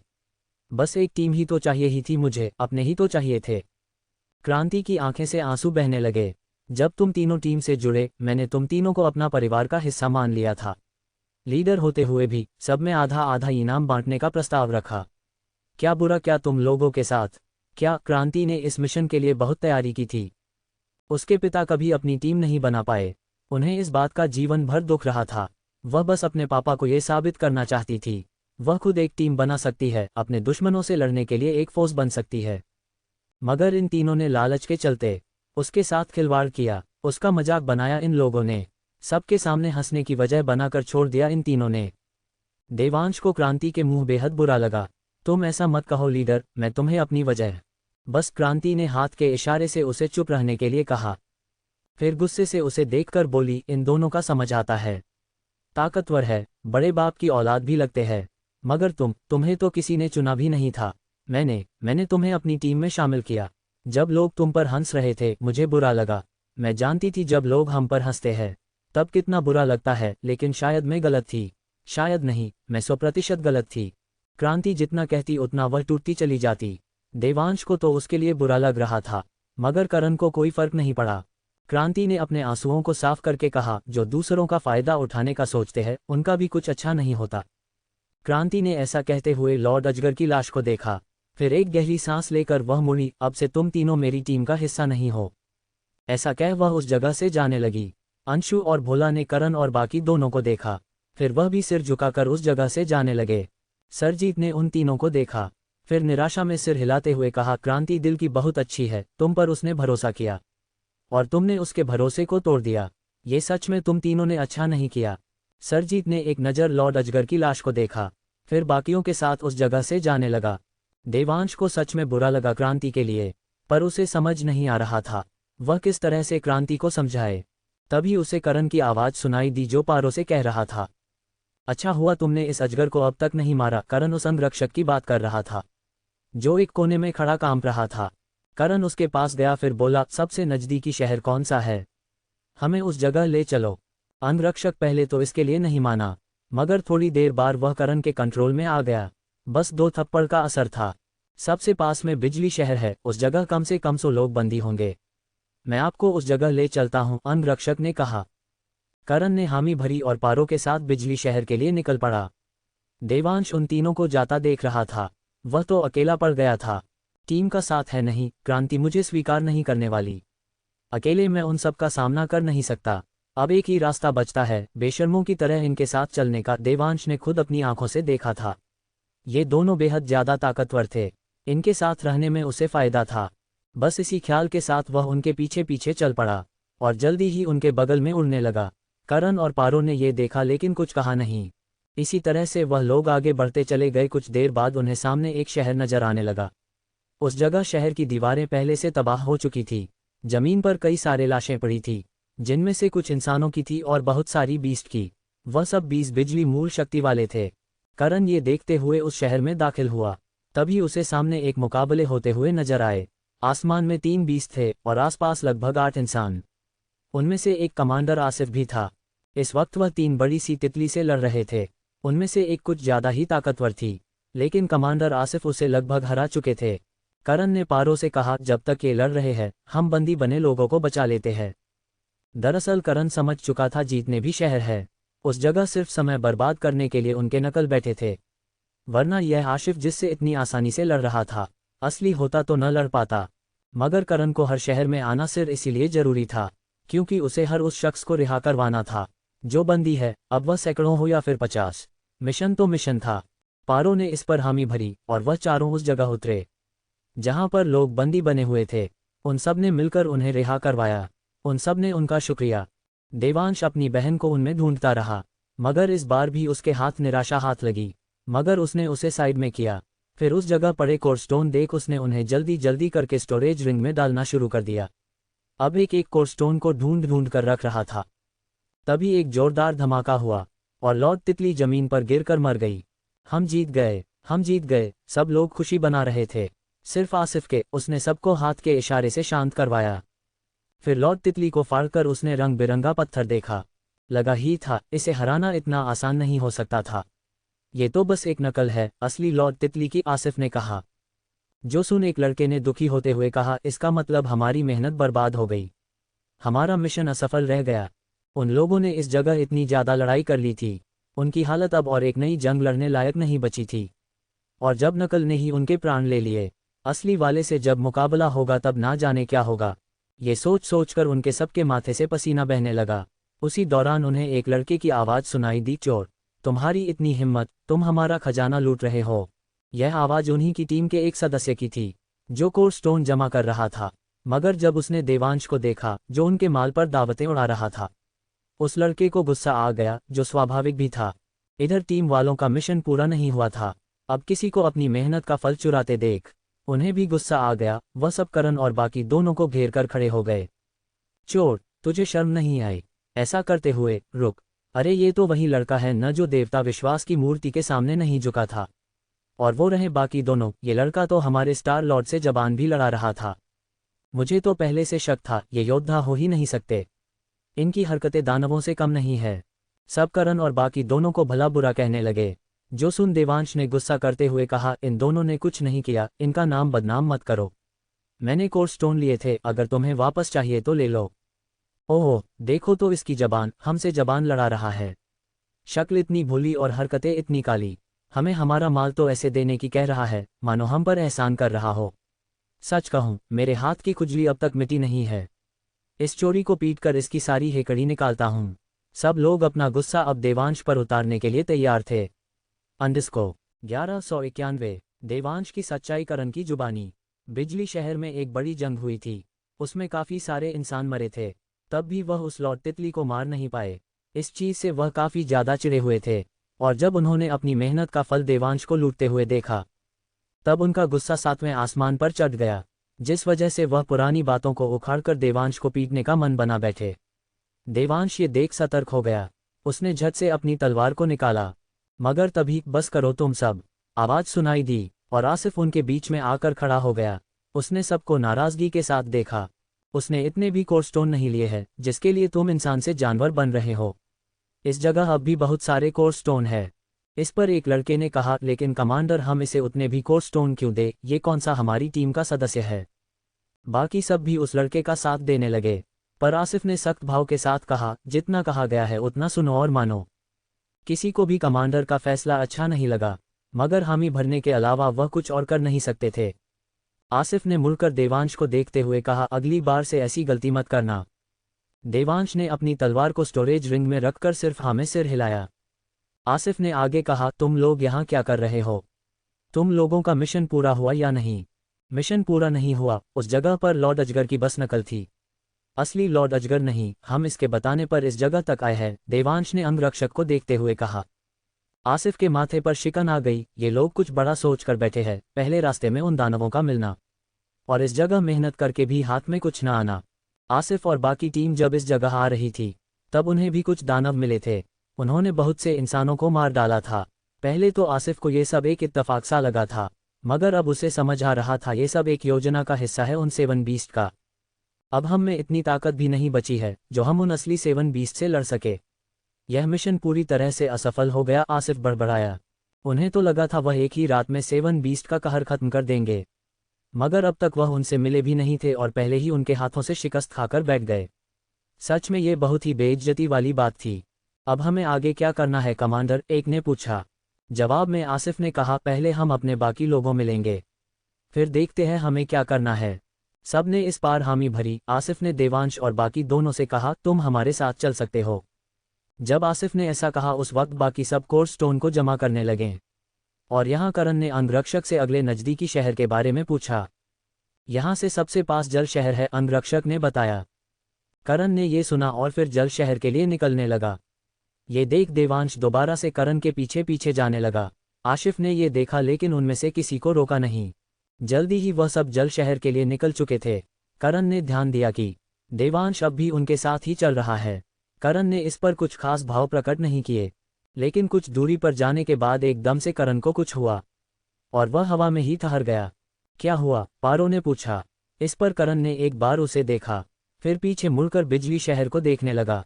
क्या सच में तुम्हें ऐसा एहसास हुआ है? करण ये सवाल अपने अंतर मन में पड़े अग्नि से पूछ रहा था। अग्नि ने सिर हिलाते हुए कहा, हाँ, और मैं गलत नहीं हो सकता। इस जगह वह चीज़ जरूर है जो तुम्हारे बेहद काम आ सकती है। करण की आंखों में हल्की चमक आ गई। पारो ने फिर से पूछा, बोलोगे क्या हुआ है? करण ने शब्द ट्रांसफर तकनीक का इस्तेमाल करके कहा, इस जगह पर आकाश तत्व से जुड़ा कुछ है। आकाश तत्व? पारो थोड़ी भ्रमित नजर आने लगी। करण ने उसे समझाते हुए कहा, तुम्हें तो याद होगा, मैंने अपने शरीर को धरती तत्व के साथ जोड़ा था, जो सिर्फ परख की माँ की वजह से मुमकिन हुआ था। उन्होंने मुझे धरती तत्व से जुड़ा हुआ एक हिस्सा दिया था। पारो ने हामी भरी, वह ये कैसे भूल सकती थी? करण ने कहा, मुझे अपने शरीर को पंचतत्वों का बनाना है। जब ही मैं 5 एलिमेंट ऑफ ड्रैगन तकनीक के बाकी के हिस्से सीख पाऊंगा। अगर ऐसा है तो फिर हमें उस आकाश तत्व से जुड़ी चीज़ को हासिल करना ही होगा, पारो ने कहा। वह अच्छे से जानती थी करण की सबसे ताकतवर तकनीक 5 एलिमेंट ऑफ ड्रैगन है, हालांकि उसका इस्तेमाल वह बहुत कम करता था। करण ने मन में कहा, जब मैंने पहली बार 5 एलिमेंट ऑफ ड्रैगन तकनीक को विकसित किया था, तब मेरे सामने मेरे पिता आए हैं। उस वक्त तो मैं उन्हें पहचान नहीं पाया, लेकिन अब जब जानता हूँ 5 एलिमेंट ऑफ ड्रैगन तकनीक को विकसित करने से वह नजर आते हैं। तो मैं इस मामले में पीछे नहीं हट सकता। करण बेशक ऐसा कह रहा था, पर एक सच्चाई थी जो उसे भी पता थी। उसके पास सिर्फ पहले पड़ाव की तकनीक थी, बाकी 4 पड़ाव इस वक्त है उसे पता नहीं था। उसे अगर अपने पिता से मिलना है तब 5 एलिमेंट ऑफ ड्रैगन तकनीक के बाकी पड़ाव ढूंढने पड़ेंगे, मगर तैयारी तो उसे पहले ही करके रखनी पड़ेगी न। बहरहाल करण कुछ देर उसी जगह रुका रहा। अब भी बिजली शहर में कुछ इंसान थे, वह नहीं चाहता था इन सबको आकाश तत्व के बारे में ज्ञान हो। तभी देवांश ने कहा, तुम दोनों आगे क्यों नहीं बढ़ रहे हो? करण ने उसे एक नज़र देखा, फिर उसे नज़रअंदाज करके बोला, तुम्हें हमें अपना गार्ड समझ रहे हो? तुम पर खतरे कम आए इसीलिए हमारे पीछे पीछे घूम रहे हो? देवांश ने सिर खुजलाते हुए कहा, ऐसा ही है, और सच बात तो यह है, क्रांति ने मुझे तुम्हारी वजह से टीम से निकाला था। अगर तुम उन लोगों को बचा लेते तो वह गुस्से में आकर इतना बड़ा फैसला नहीं लेती। लड़के, सोच समझ कर बात करो। पारो ने उसे ठंडी निगाहों से देखा। देवांश शांत हो गया, फिर एक लंबी चुप्पी के बाद बोला, सच कहूं, मुझे तुम बिल्कुल भी पसंद नहीं हो। मुझे समझ आ रहा है, तुम सिर्फ मेरिट पॉइंट के लिए यहाँ नहीं आए, तुम कुछ और इस जगह करने आए हो। लोगों की जानों का तुम्हारी नज़रों में कोई मोल नहीं है। करण ने ये सुनकर अपनी नज़रें देवांश पर की। देवांश ने आगे कहा, तुम मुझसे ज़्यादा ताकतवर हो, चाहें तो मुझे बहुत आसानी से मार सकते हो, और तुम्हें इससे कोई फर्क नहीं पड़ेगा। इसकी वजह यह है क्योंकि तुम बहुत ताकतवर हो, और ऐसे लोगों को ना अपनों की चिंता होती है, ना उनके प्यार की, ना अपनी पत्नी की, और ना अपने बच्चों की। क्या तुम मुझे ज्ञान देने की कोशिश कर रहे हो? करण की आंखें नम हो गई। देवांश ने ना में सिर हिलाते हुए कहा, नहीं, सिर्फ ये बताने की कोशिश कर रहा हूँ। ज़्यादा ताकत जब इंसान के हाथ में आ जाए तो वह मतलबी हो जाता है, और यह सिर्फ तुम्हारे लिए नहीं है, हर कोई ऐसा ही होता है। देवांश जब ऐसा कह रहा था तब उसे वह किसी को याद कर रहा था, और जिस वजह से उसका चेहरा चिढ़ से भर उठा था। उसी पल करण ने कहा, जीवन में अगर मतलबी ना बनो तो लोग रौंद कर चले जाते हैं, और पहला वार करने वाले अपने ही होते हैं। ऐसा कह करण उसके नज़दीक आया और अपना हाथ उसके कंधे पर रखते हुए बोला, जिस बहन को तुम बचाने के लिए मौत से लड़ रहे हो, अगर वही बहन भविष्य में तुम्हारा सीना चीर दे तब मेरे पास आकर अपना ज्ञान देना। करण ने उसे हल्के से धक्का दिया और देवांश लड़खड़ा कर जमीन पर जाकर गिर पड़ा, मगर उसने अपने कपड़े झाड़े, फिर गुस्सा करके बोला, तुम इतने घमंडी इसीलिए हो ना क्योंकि तुम बहुत ज़्यादा ताकतवर हो। एक बार मेरे स्तर पर आकर मुझसे लड़कर दिखाओ, चंद पलों में ये घमंड तोड़कर मट्टी में मिला दूंगा। देवांश को सच में करण पर गुस्सा आ रहा था, ना जाने क्यों, लेकिन करण उसे एक ऐसा एहसास दिला रहा था जिससे वह गहरी नफरत करता था। बार बार उसकी नज़रों के सामने एक चेहरा नजर आने लगता। करण ने उसे कुछ पल घूर कर देखा, फिर सख्त निगाहों के साथ बोला, अगर तुम हार गए तो इसी वक्त हमसे अलग होकर चले जाओगे। करण ने उसे शर्त दी थी, दरअसल वह आकाश तत्व को ढूंढने वाला था। उसके साथ ये लड़का ना हो तो ज़्यादा अच्छा था, वरना बेवजह इसे करण को मारना पड़ता। और यहाँ पारो को काफ़ी अजीब लगा, करण को आखिर हुआ क्या है, इस लड़के से इतनी बात क्यों कर रहा है, और मुकाबले के साथ भी राजी हो गया। पारो ने करण को तब से देखा था जब करण कुछ भी नहीं था, उसके लिए नियम बस नाम के लिए थे। कोई उसे चुनौती दे तो वह उसे मना कर देता था, फिर आज यह इतना अजीब बर्ताव क्यों कर रहा है? सिर्फ पारो नहीं, खुद करण को भी ऐसा ही लग रहा था। वह एक उंगली में देवांश को दूर फेंक सकता था, मगर फिर भी उसने मुकाबले के साथ हामी भर दी। तभी देवांश ने हल्की मुस्कान के साथ अपने कपड़े झाड़ते हुए कहा, और अगर मैं जीत गया फिर मैं तुम्हारे साथ चल सकता हूँ, और तुम मुझे सुरक्षा भी दोगे, बोलो मंजूर है? करण ने इस पर कोई भाव प्रकट नहीं किए, और जमीन पर आकर उसने अपना स्तर देवांश के बराबर कर लिया। फिर हाथ के इशारे से उसे अपने पास आने को कहने लगा। पागलपन मत करो, तुम बेवजह पहाड़ से टकराने जा रहे हो, सील ने कहा। उसने कहा था वह करण से पंगा न ले, लेकिन देवांश है कि मानने को तैयार नहीं था। उसने उससे से कहा, मेरे स्तर पर हराने वाला कोई नहीं है, और यह भी नहीं होगा। तुम देखना, मैं इसे अपना गार्ड बनाकर अपनी बहन की तलाश करूंगा। देवांश सच में एक काबिल योद्धा था। कुछ देर पहले उसने अपने से ज़्यादा ताकतवर बीस्ट को मारा था। करण तो सिर्फ उसके स्तर पर है, वह उसे भी तोड़कर उसका घमंड उतार देगा। एक बात सच कहूं, कब से मैं इससे मिला हूं, मैं इसका मुंह तोड़ना चाहती था। अब इस मौके को मैं हाथ से जाने नहीं दूंगा, देवांश ने कहा। फिर अपनी तलवार को निकालकर करण को देखने लगा। करण ने अब तक कोई हथियार नहीं निकाला था, जो देख देवांश ने कहा, बिना किसी हथियार के तुम जख्मी हो जाओगे। करण शांत खड़ा रहा, उसे किसी हथियार की जरूरत नहीं थी, वह खुद एक चकता फिरता हथियार था। तुम्हारी मर्जी, देवांश ने जमीन पर पैर पटका। रफ्तार तकनीक का इस्तेमाल करके वह करण के पास आ गया। उसने अपनी तलवार से करण के सीने पर वार किया। करण ने अपना एक कदम पीछे किया, तलवार उसके पास से निकल गई। बाप रे, इतना तेज! देवांश की आंखें बड़ी हो गई। उसी पल उसने महसूस किया, उसकी कलाई को एक हाथ ने पकड़ लिया। वह हाथ करण का था, जिसने अपने दूसरे हाथ से देवांश के गाल पर थप्पड़ रसीद कर दिया। इम्पैक्ट इतना ज्यादा भयानक था कि देवांश को चांद तारे नजर आने लगे, और दूसरे थप्पड़ में वह कुछ दूरी पर जाकर गिर पड़ा। उसकी आंखों के सामने अंधेरा छाने लगा था। मैंने कहा था उससे पंगा मत लो, सील को गुस्सा आ गया। देवांश ने उसकी बात को सुना जो नहीं था। करण ने उसे जमीन पर पड़ा देखा, फिर उसे नजरअंदाज करके मुड़ा। उसने अपना अगला कदम आगे रखा, पर तभी उसे देवांश की आवाज सुनाई दी, मुकाबला अभी खत्म नहीं हुआ है। करण ये सुनकर मुड़ा तक नहीं। देवांश अपनी जगह पर खड़ा हुआ, फिर गहरी सांस लेकर खुद से बोला, इसे अपना गार्ड बनाना है, फिर मुझे अपने खास पत्ते इस्तेमाल करने ही पड़ेंगे। देवांश को करण की ताकत का अंदाजा हो गया था। ऐसे इंसान को वह अपने हाथ से जाने नहीं दे सकता था।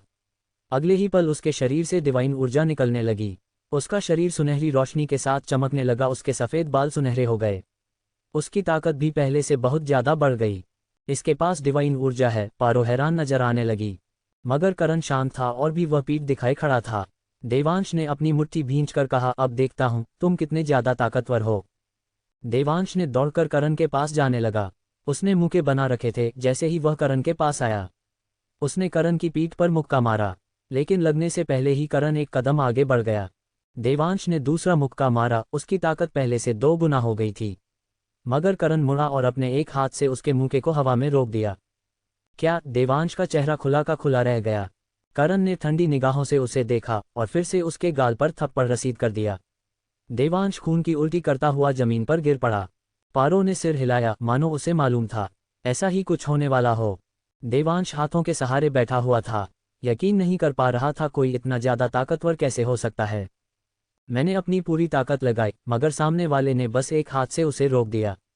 आखिर कोई इतना ज्यादा ताकतवर कैसे हो सकता है? देवांश ऐसा सोच ही रहा था। उसी दौरान करण ने बिना किसी भाव के कहा, क्या अब तुम दानव ब्लड लाइन का इस्तेमाल करने वाले हो, या अपने अंतर मन में पड़े पत्थर की बात मानकर हार मानने वाले हो? क्या? देवांश के दिमाग में धमाके से होने लगे। उसने फटी हुई आंखों से करण को देखा। सील और दानवी ब्लड लाइन, ये देवांश के सबसे बड़े राज थे, जो सिर्फ उसकी माँ और बहन जानते थे। दरअसल देवांश के पास 2 ब्लड लाइन थी, शुद्ध डिवाइन ब्लड लाइन और दानव ब्लड लाइन। इससे उसकी ताकत आम लोगों से बहुत ज्यादा थी, लेकिन दानवों को अच्छी नज़र से नहीं देखा जाता था। इस वजह से वह अपनी इस ब्लड लाइन को छिपाकर ही रखता था। बात रही सील की, तो ये राज कोई दूसरा नहीं जानता था। फिर ये लड़का इतनी आसानी से ये सब कैसे जान गया? करण ने उस पर से नजरें हटाकर कहा, जाओ यहाँ से, तुम दानवी ब्लड लाइन भी इस्तेमाल करके मुझे हरा नहीं सकते। लेकिन क्यों? मैं तुम्हें क्यों नहीं हरा सकता? देवांश ने चिल्लाते हुए कहा। लेकिन करण ने कोई जवाब नहीं दिया, मानो कह रहा हो, अब मुझे तुमसे कोई बात नहीं करनी, अब इस जगह से निकल जाओ।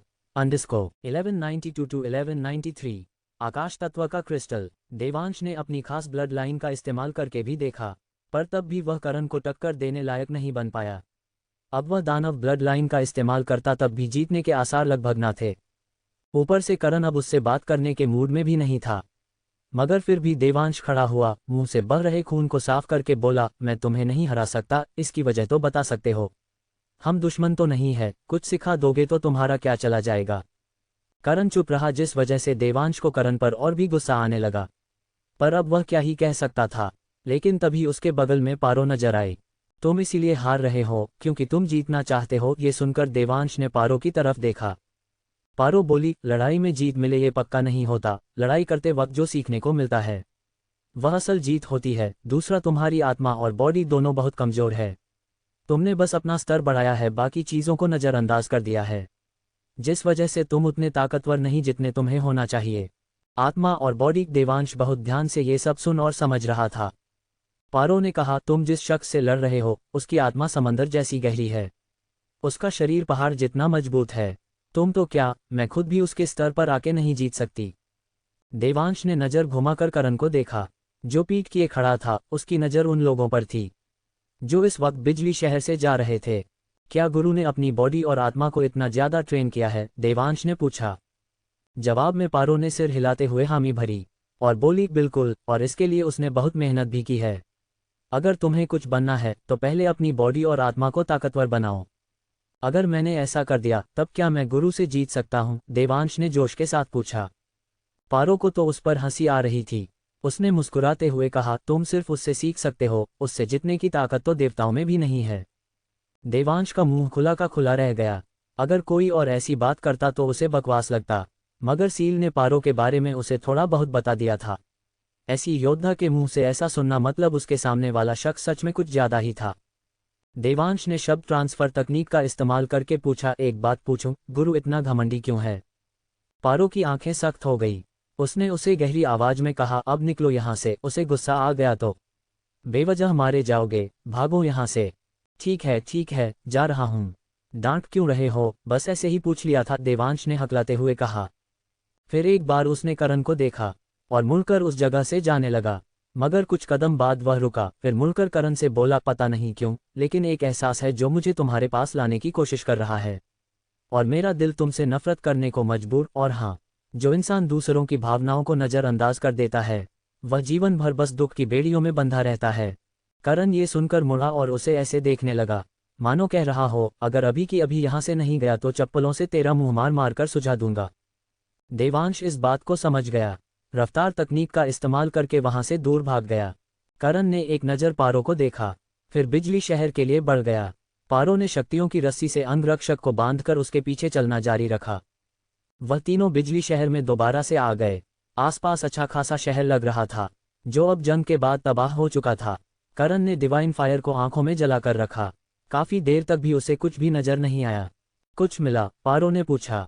करण ने ना में सिर हिलाया। तभी करण के अंतर मन से अग्नि बाहर निकल आया। पारो पहली बार उसे देख रही थी। ये कौन है? सूर्य तलवार की चेतना, तुम बाहर क्यों आए हो? करण ने पूछा। अग्नि ने कहा, मेरे पीछे आओ, मुझे आकाश तत्व की आभा महसूस हो रही है। अग्नि तेजी से आगे बढ़ा, जो देख वह सब भी उसका पीछा करने लगे। थोड़ी देर बाद वह एक खंड से महल के सामने पहुंच गए। महल हाल ही में खंडर हुआ था, जो नजर भी आ रहा था। वह सब उस खंड में दाखिल हुआ। वहां एक दरबार था, वहां एक सिंहासन अब भी सलामती से रखा हुआ था। अग्नि ने कहा, मुझे इसके नीचे से आकाश तत्व की आभा मिल रही है। गड्ढा करना पड़ेगा, चलो जल्दी से गड्ढा करो। करण ने उसे नजरअंदाज किया, फिर खुद डिवाइन फायर से एक बार देखने लगा। उसे नीचे से एक शक्ति का एहसास तो हुआ, जिसे महसूस करते ही करण ने कलाई घुमाई। ड्रैगन और सारे विषदूत बाहर निकल आए और उनका सेनापति भी। उन्हें पता था उन्हें किस लिए बाहर निकाला गया है। अपनी पूरी ताकत के साथ खुदाई करना शुरू कर दिया। उस जगह की जमीन को खाई में बदल दिया। थोड़ी देर बाद उस खाई में से सफ़ेद रोशनी निकलने लगी। करण और पारो फटाक से उस खाई में कूद गए। जमीन पर आते ही उनकी नज़र समाने पड़ी। उस जगह एक मंच था, जिसके बीचों बीच एक क्रिस्टल जैसा कुछ रखा हुआ था। उसी में से आकाश तत्व की ऊर्जा निकल रही थी। ये रहा खजाना, मैं अभी उसे ला कर देता हूँ, रेड हेलमेट ने कहा। मगर करण ने उसे रोक दिया। डिवाइन फायर से जांच करने के बाद बोला, ये कुदरती नहीं निकला है, किसी ने इसे इस जगह सुरक्षित रखा है। ऐसा कह करण ने पास में पड़े पत्थर को उठाकर उस मंच पर फेंका। पत्थर मंच के नजदीक आया ही था कि बिजली के झटके से वह चूर चूर हो गया। ये देख सब सतर्क हो गए। इसमें तो बिजली की शक्ति है, मास्टर, क्या मैं इसे तबाह कर दूं? ड्रैगन मंच को तबाह करने की बात कर रहा था, लेकिन अग्नि ने कहा, ऐसा क्या? तो मंच के साथ वह क्रिस्टल भी टूट सकता है। हालांकि उसका टूटना मुश्किल है, लेकिन इससे उसकी थोड़ी भी शक्ति कम हुई। तब करण को आकाश तत्व से जुड़ने में काफी दिक्कत का सामना करना पड़ेगा। फिर हमें करना क्या चाहिए? पारो ने कहा। अग्नि इसका कोई जवाब। करण चलकर उस मंच के पास जाने लगा, जो देख पारो का चेहरा डर से भर गया। मगर तभी उसे करण की खास शक्तियों की याद आई और वह अपना सिर हिलाने लगी। यह जरूर उस लॉर्ड तितली ने क्या होगा सोचा होगा। ऐसा अनमोल खजाना किसी के हाथ नहीं लग पाएगा। लेकिन उसकी बुरी किस्मत, इस जगह खुद करण आया है। पारो की बात पर सबके चेहरों पर मुस्कान आ गई। इधर जब करण मंच के पास पहुंचा, उस पर लगातार बिजलियों के हमले होने लगे। मगर बिजली देवग्रह की रोशनी ने उन्हें पोषण बनाकर करण को ताकतवर बनाना शुरू कर दिया। पर करण को ताकत नहीं बढ़ानी थी, उसे तो वह क्रिस्टल हासिल करना था। मंच पर करण चढ़ गया। बिजलियों की बारिश के बीच उसने क्रिस्टल को हाथ में पकड़ा। ऐसा होते ही मंच डीएक्टिवेट हो गया। करण ने कुछ पल उस क्रिस्टल को देखा, फिर उसे अपनी स्टोरेज रिंग में फेंककर उस मंच को देखने लगा। उस मंच में एक पत्थर था जो बहुत चमक रहा था। यह है बिजली फेंकने का राज। करण ने हाथ बढ़ाकर उस पत्थर को निकाला। पत्थर में पागलों की कोशिश बिजली ऊर्जा बह रही थी, वह भी बहुत अधिक मात्रा में। करण की आंखें चमक उठी। इस बिजली ऊर्जा शक्ति से वह अपने चरण बढ़ा सकता था। कितनों दिनों से ही चरण पर अटका हुआ था, इससे वह कम से कम 5वें चरण पर तो पहुंच ही जाने वाले था। उसने ऐसा सोचा ही था, तभी कोई अपना सिर उसके शरीर से रगड़ने लगा। यह उसका ड्रैगन था, जो मुंह से लार टपकाते हुए उस पत्थर को देख रहा था। क्या हुआ तुम्हें? करण ने पूछा। इस पर ड्रैगन बड़ी बड़ी आंखों को पत्थर पर गड़ाते हुए कहा, इस चीज को आप मुझे दे दो मास्टर, मुझे भी ताकत बढ़ानी है। मुझे अंदर से आवाज आ रही है, इससे मैं ग्रेड 7 पर आ सकता हूँ मास्टर। ग्रेड 7 पर? करण ने उस पत्थर को देखा, फिर अपने ड्रैगन को। उसके सातों मुंह से बस पानी बहता जा रहा था। ये देख करण ने कहा, ठीक है, मगर अपने ग्रह पर जाकर इसका इस्तेमाल करना है। शुक्रिया मास्टर। ड्रैगन बेहद खुश हो गया। करण को इससे कोई शिकायत नहीं थी। उसके लिए ये ज्यादा अच्छा था। उसके पास एक भी ग्रेड 7 का बीस्ट नहीं था, यानी एक चक्रवर्ती सम्राट स्तर का बीस्ट। ऐसा हुआ तो उसका इसमें ज्यादा फायदा था। बस ऐसे ही करण ने उस पत्थर को भी स्टोरेज रिंग में रख दिया। फिर सबको आयामी पेंटिंग में भेजकर पारो के साथ जल शहर के लिए निकल गया। दूसरी तरफ देवांश खाली से इलाके में अपने पंखों की मदद से उड़ता चला जा रहा था। बार बार उसे पारो की बात याद आ रही थी। मैं अब तक इस चीज को इतनी गंभीरता से नहीं ले रहा था। मुझे अपना स्तर बढ़ाने से बेहतर अपने ऊपर काम करना पड़ेगा, वरना मेरा कुछ भी नहीं हो सकता। देवांश बड़बड़ाया। अब उसने ठान लिया था, पहले वो अपने शरीर और आत्मा को ताकतवर बनाएगा, तब अपने स्तर को आगे बढ़ाने की कोशिश करेगा। सील ने उसकी बात पर कहा, यह बात मैं कब से कह रहा था, लेकिन तुम्हारे दिमाग में मेरी बात जाती नहीं है। पहले मालूम नहीं था, अब आंखों से देखा है, इसीलिए तुम्हारी बात सही लग रही है, देवांश ने कहा। फिर कुछ याद करके बोला, अब तुम्हारी जबान चल रही है। जब वह गुरु सामने था तब तो बोलती बंद थी तुम्हारी, वैसे तो कहते फिरते हो तुमसे ज्यादा ताकतवर कोई नहीं है। अपना मुंह बंद रखा करो तुम। मैं चुप इसीलिए था क्योंकि उस लड़के ने मुझे देख लिया था। अगर उसकी मंशा गलत होती तो तुम्हारी देवता ब्लड लाइन को निकाल लेता, और मुझे भी। दानवों को तो वैसे ही इंसान अपना दुश्मन मानता है, मार देता तुम्हें वो। शुक्र मनाओ उसे दानवों से कोई खास नफरत नहीं है, वरना तुम्हारा बदला सिर्फ बदला बनकर रह जाता। कभी अपने बाप को मारने के सपना पूरा नहीं कर पाते, सील ने कहा। इस बात से तो देवांश भी वाकिफ था। उसने कहा, हाँ ये तो है, वह चाहता तो मेरे साथ कुछ भी कर सकता था, और पार्वती भी, मगर वो लोग दिल से बुरे नहीं है। कुछ है जो उस गुरु को बुरा बनने पर मजबूर कर रहा है, या ऐसा कह सकते हैं वह दुनिया से नफरत करने लगा है। देवांश को शुरू शुरू में करण बेहद ही बुरा लग रहा था, मगर यह जानते हुए भी वह उसका फायदा उठा सकता है। उसने ऐसा कुछ नहीं किया, जबकि कोई और होता तो अब तक उसका सिर कलम कर चुका होता। सील भी देवांश की बात से सहमत थी। वहीं होली बैरियर के पास बहुत से लोग जमा थे, जिनमें से क्रांति और उसकी टीम भी थी। सब चिंता के साथ आसपास टहल रहे थे। आसिफ, सरजीत और 3 कमांडर गंभीर लहजे के साथ खड़े थे। अब तक कमांडर रोनित वापस नहीं आए हैं, और उनके साथ गई टीम, कहीं वह भी कमांडर बोना की तरह शहीद तो नहीं हो गए, एक कमांडर ने चिंता जाहिर करते हुए कहा। इस पर आसिफ बोला, शुभ शुभ बोलो भाई, पहले ही इतना सब हो चुका है। 50 से भी ज्यादा लोग मारे गए हैं, हमारे ऊपर से एक कमांडर भी। इतना बड़ा नुकसान इंसानियत के लिए जहर से कम नहीं है। कमांडर आसिफ ने सही कहा, सिर्फ अच्छा ही सोचो और कुछ नहीं, बुरा तो वैसे भी ही रहा है, सरजीत ने कहा। सबके चेहरे बुझे हुए थे, बड़े जोश में आए थे, मगर जल्दी उन्हें पता चल गया। बीस्ट लॉर्ड उनसे 4 कदम आगे की सोच रखते हैं। तभी एक लड़की ने उनसे आकर पूछा, तो क्या हमारा असफल हो गया? हम उन 7 बीस्ट से हार गए। सब कमांडर उस लड़की को देखने लगे, फिर एक दूसरे के चेहरे तक ने बाद सरजीत ने कहा, मेरे ख्याल से हमें एक बार उन 7 बीस्ट को ढूंढने की कोशिश करनी चाहिए। इन लोगों ने अपनी सेना को खत्म करवा दिया है, उनकी ताकत भी कम हो चुकी होगी, हम अगर उन पर वार करें तो शायद हम जीत सकते हैं। मैं भी ऐसा ही कुछ सोच रहा था, मगर हमारा तो ठीक है, मगर इन बच्चों का क्या? इनके पास इतनी ताकत बची है जो अब भी लड़ सकेंगे? आसिफ ने उन सबको देखा। उसे कमांडर की चिंता नहीं थी, चिंता थी तो सिर्फ इन टीम वालों की। ये पहले से जख्मी हालत में थे, अब दोबारा से एक बड़ी लड़ाई करने के लिए इनको लेकर जाना है। यह इन सब के लिए जानलेवा हो सकता था। क्रांति जो ये सब सुन रही थी, उसने खड़े होकर कहा, मैं अब भी लड़ सकती हूँ, उन 7 बिस्ट को उनकी औकात दिखाने के लिए मैं खड़ी हूँ। सिर्फ तुम ही नहीं, हम भी तुम्हारे साथ है, अंशु और भोला ने कहा। इस पर पिंकी और बाकी सब भी एक एक करके इसके लिए राजी हो गए। वह बेशक आपस में कुछ खास पसंद न करते हो, लेकिन बीस्ट और दानवों के लिए उनकी नफरत काफी ज्यादा थी। पैंथर टीम की लीडर ने भी मुस्कुराते हुए कहा, मेरी टीम तो कब से आपके ऐसा कुछ कहने का इंतजार कर रही थी। एक बार मौका देकर दीजिए, हम अपनी पूरी ताकत लगा देंगे। आसिफ ने इस पर सिर हिलाया, फिर सरजीत से बोला, क्या लगता है वह लोग किस जगह छिपकर बैठे होंगे? सरजीत ने कुछ पल सोचने के बाद कहा, इतना तो यकीन है, वह 7 शहरों में नहीं है।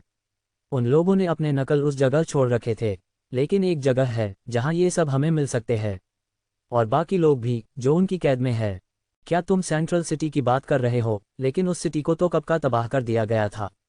अब उस जगह तो कोई जाने का सोच भी नहीं सकता, एक कमांडर ने कहा। जवाब में सरजीत बोला, इसीलिए हमें उस जगह जाना चाहिए। उन लोगों ने भी ऐसा सोचा होगा, और अगर वह ना मिले उस जगह तो हम वापस आ जाएंगे। इससे ज़्यादा मुझे कुछ समझ नहीं आ रहा है। कमांडर सरजीत सही कह रहे हैं, हमें सेंट्रल सिटी जाना चाहिए। आसिफ ने हामी भरी, जिसके बाद बाकी सब भी सहमत नजर आने लगे, और जल्दी वह सब सेंट्रल सिटी के लिए निकल गए। अंडिस्को, देवांश की बहन कनिका, एक तरफ कमांडर और बाकी सारी टीम दोबारा से अपने मिशन को अंजाम देने के लिए निकल चुकी थी, और यहाँ करण और बाकी दोनों जल शहर में आ चुके थे। जल शहर बहती नदी के किनारे बना हुआ था। वहां पर भी एक बड़ा सा किला था और बहुत से लोग मरे पड़े थे, और ढेर सारे जल तत्व वाले बीस्ट भी। साफ दिख रहा था इस जगह पर एक जंग हुई है, और इसका अंजाम इंसानों की जीत है। उन लोगों ने वाकई में यहाँ पर हाहाकार मचाया था। करण और पारो जमीन पर उतरे। उन्होंने सबसे पहले उस जगह को देखा जहां इंसान बंदी बने हुए थे, लेकिन अब उस जगह कोई नहीं था। लगता है वह लोग उन लोगों को बचाकर ले गए, पारो ने कहा। इस पर करण ने सिर हिलाया, फिर आसपास पड़ी लाशों को देखकर बोला, और वह कोर्डस्टोन भी ले गए। करण ने कलाई घुमाई और वह सारी लाशें उसकी आयामी पेंटिंग में चली गईं। ड्रैगन और बाकी सबने उन्हें चाव से खाना शुरू कर दिया। मुझे नहीं लगता हमें अब किसी और शहर में जाना चाहिए। अब और बाकी सबने उन इंसानों को बचा लिया होगा। इससे सिर्फ वक्त जाया होगा और कुछ नहीं, पारो ने कहा। मगर करण ऐसा नहीं सोचता था। उसने कहा, हमारा मिशन उन सबको बचाना है। मैं नहीं चाहता कोई भी कमी रह जाए जो तुम्हें अग्नि देवता की ब्लेसिंग से दूर कर दे। हम इतनी दूर आए हैं, दूसरों के भरोसे मैं तुम्हारी किस्मत को नहीं छोड़ सकता। फिर उस अंगरक्षक से बोला, अब कौन सा शहर नजदीक है? अग्नि शहर सबसे नजदीक है, लेकिन इस पर करण ने उसे घूर कर देखा। अंगरक्षक आगे बोला, उस जगह जाने के लिए बहुत बड़े खतरे के सामना करना पड़ता है, जिसे सूर्य चक्र कहते हैं। किले से पहले पड़ता है, बहुत ताकतवर फॉर्मेशन है। उसका सामना करना आसान नहीं होगा। रास्ता बताओ, करण ने कहा। वह इस जगह खतरों से लड़ने ही आए थे। अब सामने सूर्य चक्र हो या फिर पानी चक्र, उन सबको बर्बाद होना होगा। कोई भी करण के रास्ते का कांटा नहीं बन सकता। वह बनने ही नहीं देगा। अंगरक्षक पहले से डरा हुआ था। उसने चुपचाप रास्ता बताना शुरू कर दिया। जल्दी वह सब अग्नि शहर के लिए निकल पड़े। रास्ता ज्यादा लंबा नहीं था। हाँ, पर जैसे जैसे वह आगे बढ़ रहे थे, वातावरण गर्म होता चला जा रहा था, मानो वह सब सूरज के नजदीक पहुंच रहे हो। कुछ देर बाद करण को दूर एक किला नजर आया, जो बिल्कुल सुरक्षित था। उस जगह पर कोई भी हमला नहीं हुआ था, यानी वहां तक इंसान पहुंच ही नहीं पाए थे। किले पर इस वक्त काफी सारे अग्नि तत्व के बीज थे। उनमें से एक टिड्डा भी था। हालांकि वह सिर्फ एक टिड्डा था, मगर उसका साइज काफी ज्यादा बड़ा था, और उसके पंख आग फेंक रहे थे। इस वक्त वह आंखों पर दूरबीन लगाए करण को देख रहा था, जो उनके किले की तरफ बढ़ा चला जा रहा था। ये देख उसके मुंह हंसी के लिए खुला, फिर पेट पकड़कर बोला, फिर से कुछ इंसान आ गए। ये लोग तो सच में बड़े जिद्दी है। कुछ देर पहले ही इतने सारे लोगों को जलाकर मार दिया था, पर यह फिर आ गए। ये बेशर्मी तो सिर्फ इंसान में ही हो सकती है। ये टिड्डा असल में इस जगह का सेनापति था। उसे लोग टिड्डा सेनापति भी बुलाते थे। उसने अपने लोगों को हाथ हिलाते हुए कहा, सूर्य चक्र को फिर से जगह दो, आज उसका पेट खाली नहीं रहेगा। इस पर बाकी बीस्ट भी गला फाड़ फाड़ कर हंसने लगे। फिर कुछ बीस्ट ने पास में बने एक चक्र को जोरों से घुमा दिया। अब फिर से मरो इंसानों, टिड्डा और बाकी सब गला फाड़ गाड़ कर हंसने लगे। वहीं जब करण आगे बढ़ रहा था, उसी पल उसने देखा उसके सामने की जमीन एकदम से दरवाजे में बदलकर खुलने लगी, जिसमें से तेज प्रकाश फुट पड़ा। करण और पारो थोड़ी दूरी पर आके रुक गए। अंगरक्षक ने परेशान होकर कहा, सूर्य चक्र एक बीस्ट है जो बेहद ही खतरनाक है। उसे इन लोगों ने बंदी बनाकर रखा है। वक्त है, निकल चलो यहाँ से। अंगरक्षक सच में उस सूर्य चक्र से बहुत डरता था, पर करण और पारो अब भी शांत थे, मानो उन्हें कोई फर्क न पड़ता हो। तभी उस दरवाजे के दूसरी तरफ से एक बड़ा सा फिगर बाहर निकला। जब वह निकल रहा था, आसपास की गर्मी बढ़ती जा रही थी। जब वह करण के सामने आया, तब करण ने देखा वह एक आग उगलने वाला विशालकाय शेर है, जिसके सिर पर सूर्य का चक्र घूम रहा है। शायद इसी वजह से इसका नाम सूर्य चक्र पड़ा होगा। शेर के पैरों में जंजीरें थी और बेहद ही ताकतवर था। उसने करण और पारो को देख जोरदार दहाड़ लगाए। करण और पारो के कपड़े हवा में उड़ने लगे, मगर वह अब भी शांत थे। पारो ने करण से कहा, इसे मैं देखती हूँ। फिर आगे आकर उसने उस शेर की आंखों में देखा, फिर हाथों में शक्तियां जमा करके बोली, हमारे पास सच में समय नहीं है, वरना मैं तुम्हारे साथ जरूर खेलती। शेर को ये सुन के गुस्सा आ गया। उसने झपट्टा मारकर पारो पर हमला किया। पारो साइड में हो गई। शेर ने अपनी पूंछ से हमला करने की कोशिश की, मगर पारो ने अपने दोनों हाथों से उसकी पूंछ को ही पकड़ लिया।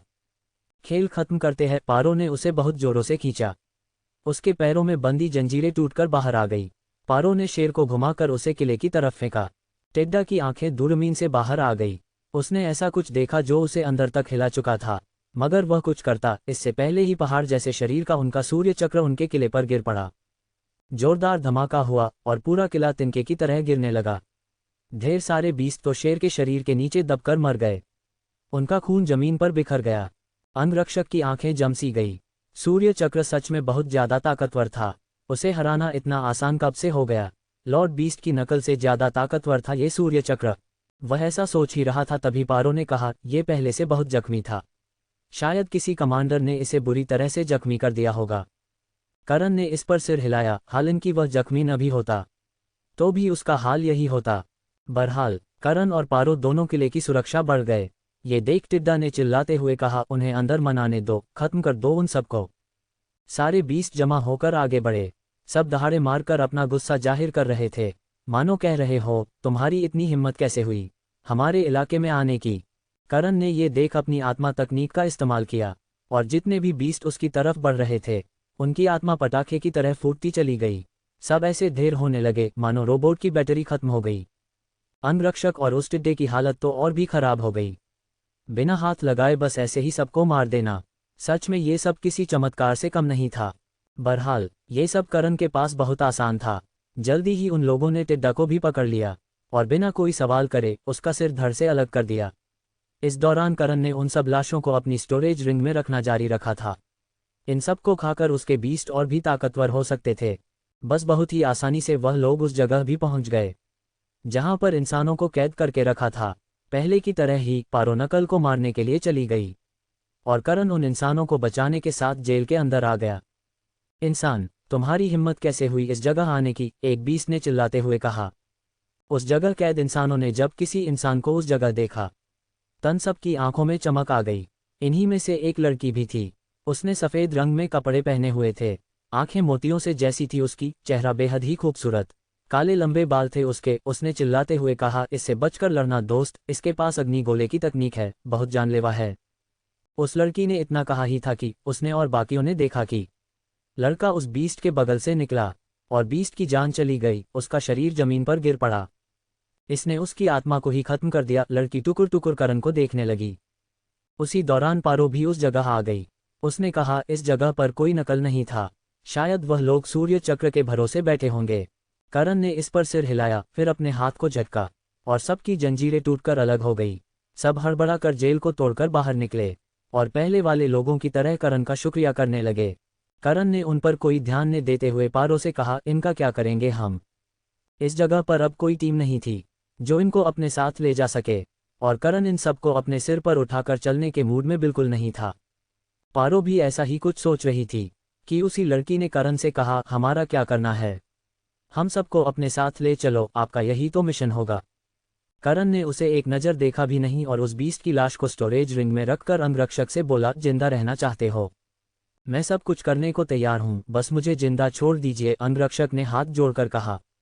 इस पर करण बोला, मुझे अपनी आत्मा का टुकड़ा दो। मेरी आत्मा का टुकड़ा? अंगरक्षक को अजीब लगा, लेकिन जान बचाने के लिए वह कुछ भी करने को तैयार था। उसने अपनी आत्मा का एक टुकड़ा करके करण को दे दिया। करण ने कलाई घुमाई और चमत्कारी पत्थर निकालकर उसमें उस आत्मा के टुकड़े को डालकर उससे बोला, इन सब को होली बैरियर के पास छोड़ दो। अगर तुमने बदमाशी की, मैं इस पत्थर की मदद से तुम्हारी जान ले लूंगा, बेशक तुम किसी भी कोने में छिपकर क्यों न बैठे हो। है, अंगरक्षक का चेहरा सफ़ेद पड़ गया। ऐसा कुछ वह पहली बार सुन रहा था, मगर कुछ देर पहले उसने खुद सैकड़ों बीस्ट को आत्महीन होते देखा था।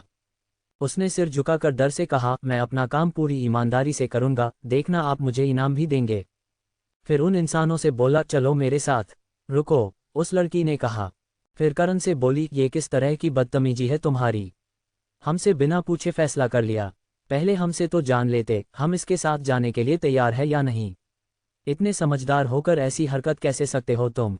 लड़की को सच में करण का फैसला अच्छा नहीं लगा था। हालांकि वह इस फैसले के खिलाफ भी नहीं थी, मगर इंसानियत के नाते कम से कम एक बार उनसे तो पूछा होता।